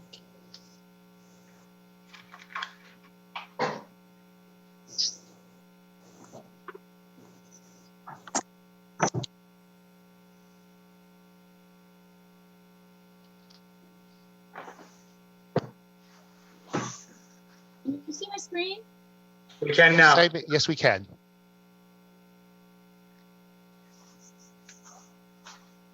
So what we are proposing is to build a side yard porch that will be attached to the existing dwelling. And then we are asking that we are requesting relief from the 25 setback from the street, because going back referring to the ordinance, it says in there that in Residence A district, buildings should be set back so as to conform to the average alignment of dwellings already erected on the same side of the street within 300 feet on each side of the lot, except that no building should be set back less than 25 feet and no building shall still be set back more than 25 feet. So if we are building our So here's, oh, okay. So that means instead of doing a setback from the street, we are requesting relief that so that our side porch will be attached or aligned with the existing building that we have now. And the existing building or the existing house that we have now is in alignment with the rest of the houses in both sides of the street within 300 feet. So that's all we are asking. Okay. If this is the house now, we are basically building it on this side, and then we are requesting relief so that our side deck will be in align with this with the existing house, which is again in alignment with the rest of the houses in the neighborhood or in both sides of the streets within 300 feet. That's all we're asking. That's what you're asking for? Okay. Mm-hmm. Oh, and by the way, again, I'm forgetting, we only have 4 members right now. Mm-hmm. And so you also have the opportunity to continue this until there's 5 members here, because if 4 members, if one opposes you, you're done. Oh. And so this way, the choice is yours. Mm-hmm. But I just want you to know that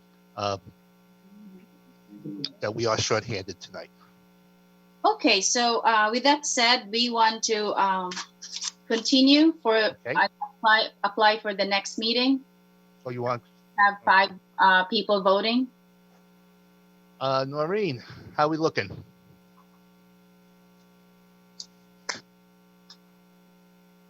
You killed me here.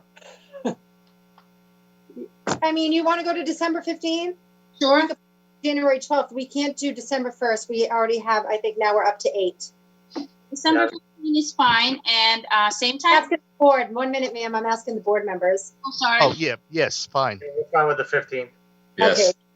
And just so you know, you're going to be one of the first cases heard. So it'll be at the beginning, not at the end like this time. Thank you. Good to know. Good to know. And in matter numbers, Would like to speak, gentlemen. I'm sorry? Councilor Dave McCarthy would like to speak. Oh, Dave, sure. Please. No, I'm good unless I hit something. Okay. I want to speak on the next one, but they seem like nice people, so. Well, yeah, they do, but you don't represent them though, Dave. Apply for the next one, Counselor. I got to run for Councilor Lodge again. Yeah. In ZBA, in case number ZBA 20-63, Mitchell R. O'Glock for a variance to construct a side yard deck on the premise numbered 76 Watkins Street in Quincy. I make a motion to move the hearing to December 15th. Second. On motion hearing none? Reyes, Yes. Russell Chin, Yes. Brian Riddell, Yes. John Himmel. Yes. Thank you. See you then, Michelle. Thank you. Thank you so much. Good night. Good night. And finally, ZBA 20-66, Morsey LLC for a special permit finding to convert a existing second floor space to a residential unit on the premises number 494 Southern Artery. Is the opponent or their representative here?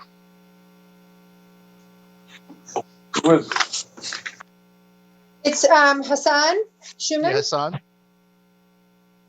Son, I know I've seen him in and out. He was never. He's 2 under Brian. Hassan, Oh, what happened to Hassan? where'd you go? Hi, I'm right here. Oh, hi. Hello. All right, you're on. You're up. Let me open my video. I'm sorry, I'm a little slow. That's all right. Hi. Okay. Give me your name and address for the record, please. Yes, good evening, Mr. Chairman, member of the board. My name is Hassan Schuman. Okay. And the son, where do you live? I live at 78 Mount Ararat in Quincy, Massachusetts. Okay, very good. What do you want to do? Mr. Chairman, I would like to ask for a relief. I have to begin that I run a little auto repair shop at 494 Southern Highway in Quincy. And I've been in that location since 2013. And since then, when I built the building, I had put the second floor, hoping I could use it for storage for auto parts. But at that point, we decided that it's going to be useless using it because we have our auto parts supply. They come automatically and they come and deliver the parts to me. So since 2013, the place has been sitting vacant. And I would like to ask kindly if I could convert the second floor into a residential for a 2-bedroom, which I would appreciate it very much. So when you built this back in, you say 2013? Yes, sir. Oh boy, it seems like only yesterday that we heard that case. I remember it. Did you have plumbing up there and all that kind of stuff? Yes, sir. Why did you? Yeah, put because plumbing? initially there's supposed to be a bathroom upstairs, but I never did a bathroom.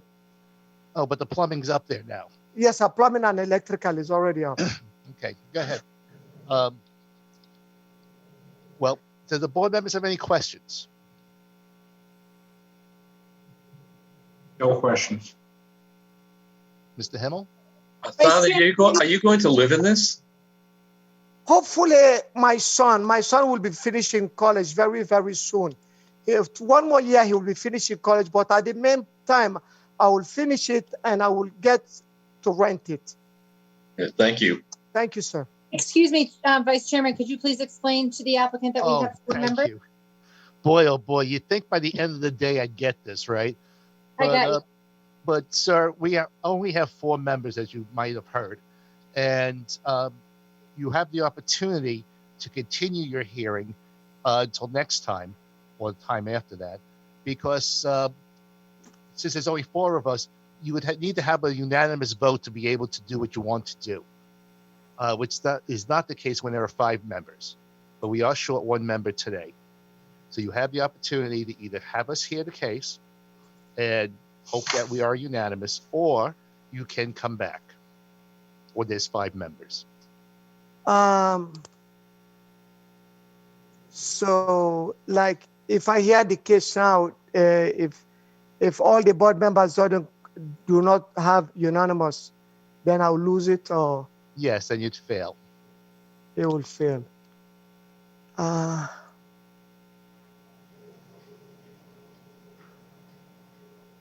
Mike, does he have the right to withdraw if he knows that we're going to? He does. He does, But you right? have to come back with something different. Yeah, you'd have to come back with something different. So And since, how different can a 2-bedroom apartment be? Would depend on He what would our be objection would be. at the end of his Yeah. presentation. So, yeah. So all the 4 members have to be unanimous, or 3 will be enough, or 4? No, we need to 4. have 4. Oh, you need 4. Yes.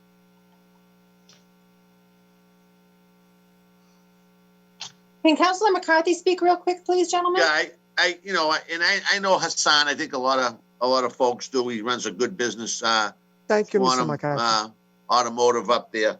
I wasn't sure until Hassan said, Mike, what you had mentioned, the plumbing's there, the electrical's there, and he has it set up for it to go that way. The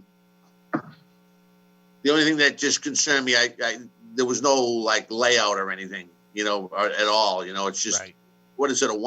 Hassan, is it just one room? Yes, One big sir. room? Yes, and a I'll make bathroom? it. Yes, sir. Yeah, it's one big open space, Mr. McCarthy, just like the first floor. It's one open space. Did you guys receive something? Yeah, we have a drawing. Oh, see, I didn't. Yes, sir, I did. Yes, sir, I submitted them, sir. Councilor, his architect is also present. He's muted though. But Mr. Saluti I see Mr. Saluti image And maybe there. Mr. Saluti can talk to it. I think I got that a while ago, but I don't have it with me. All right. So, board members, what do you want to do on this? Do we want to have it's him his present? choice, Mike. It's his choice. It's his choice. Yeah, it really is. So, Hassan, do you want us to hear it as is, and if there's one of us against it, it would be voted down, or do you want to come back another day? Mm, um, Brian, I don't know. I don't know what to say. I really don't, because if I'm going to do it, I'd love to do it. I'd love to do it because it's already set up. It's just a matter of. But what we're talking about basically is, hearing this in December. Now we're already. Pushing it off a few weeks here. We're Yeah, not we're not pushing talking it off about forever.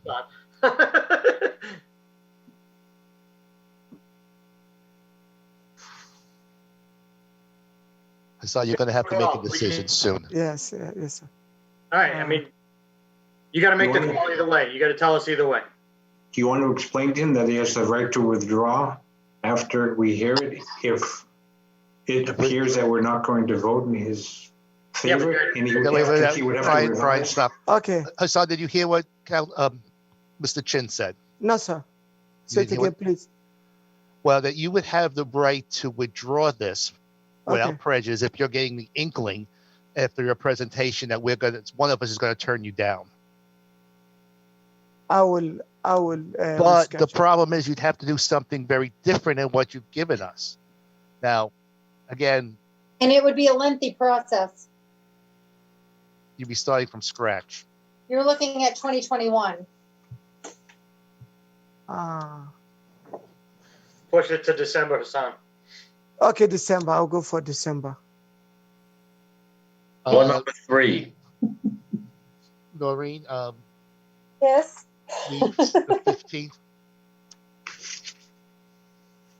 Yeah. If you want to put them on the first and just put them under the beginning, it seems like it'll be a quick process. Okay. Yeah. All right. The first is fine. Is that okay with you? Hassan? Thank you, sir. December 1st, Hassan. Yes, sir. Thank you. Thank you, Brian. Thank you, sir. Thanks, everybody. Brian, make a motion, please. DBA case 20-66 Compulsory LLC for a special permit finding to convert an existing second floor space to a residential unit on the premise number 494 Southern Artery, Quincy. Make the motion to move that hearing to December 1st. Second. Motion seeing none.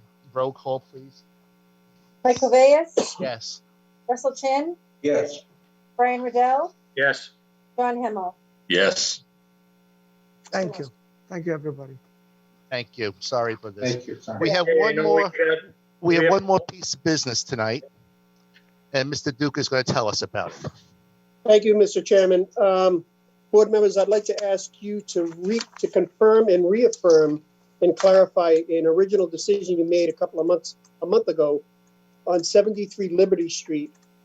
The written decision, it was brought to my attention by a planning board member, which actually that case is going to be heard tomorrow night by the planning board. It was brought to my attention that not every piece of relief was written into the decision. What was written was just a broad term of dimensional relief. So I'm going to share the screen with you. This is the application that you had in your file from this case, 73 Liberty Street. You approved it. There was no opposition. I think there were 3 letters in opposition, but there was no opposition at the meeting.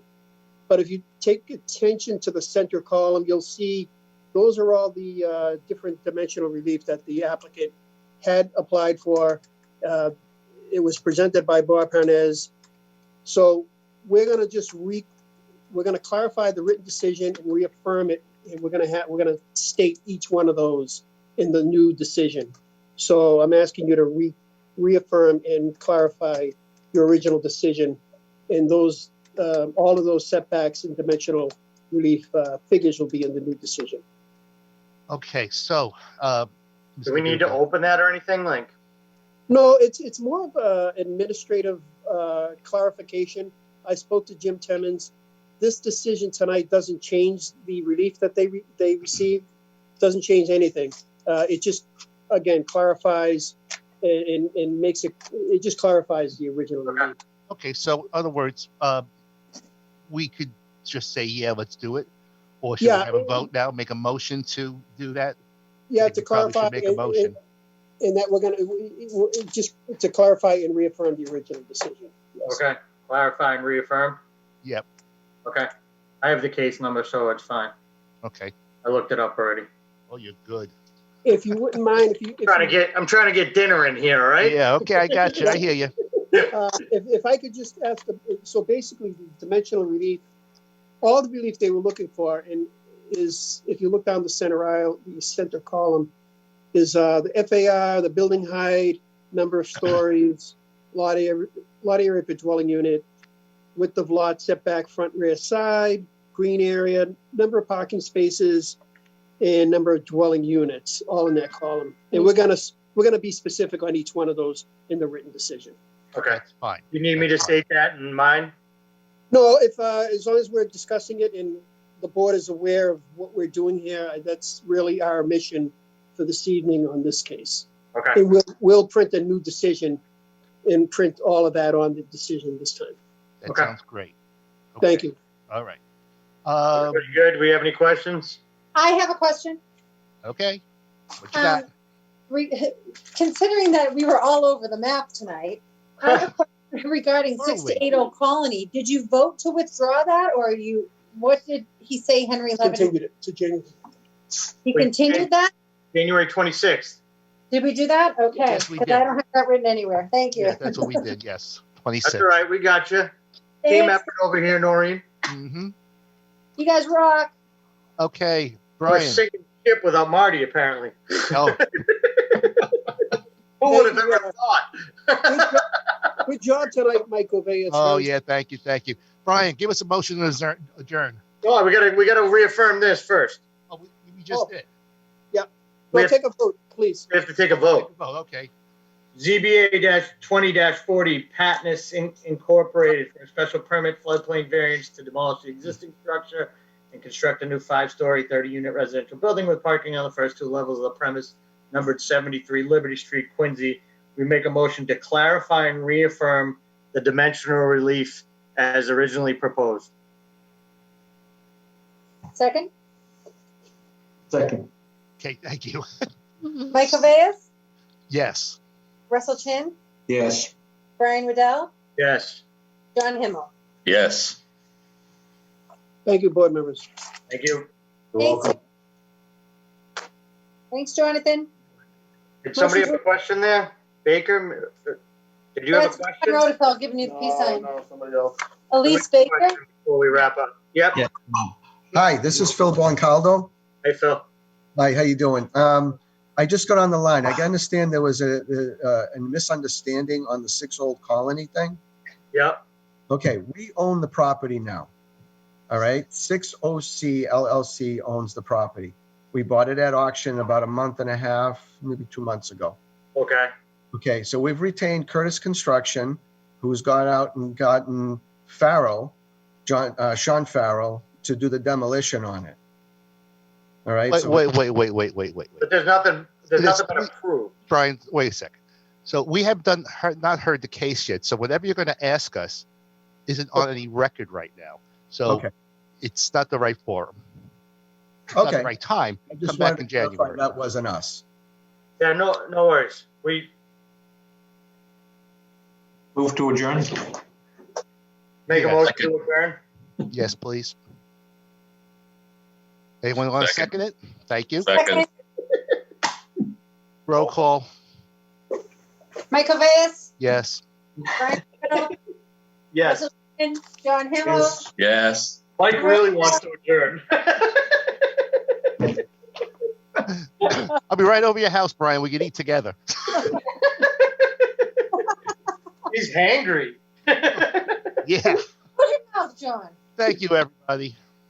Thanks, guys. Thank you. Have a good night. Happy Thanksgiving. You as well.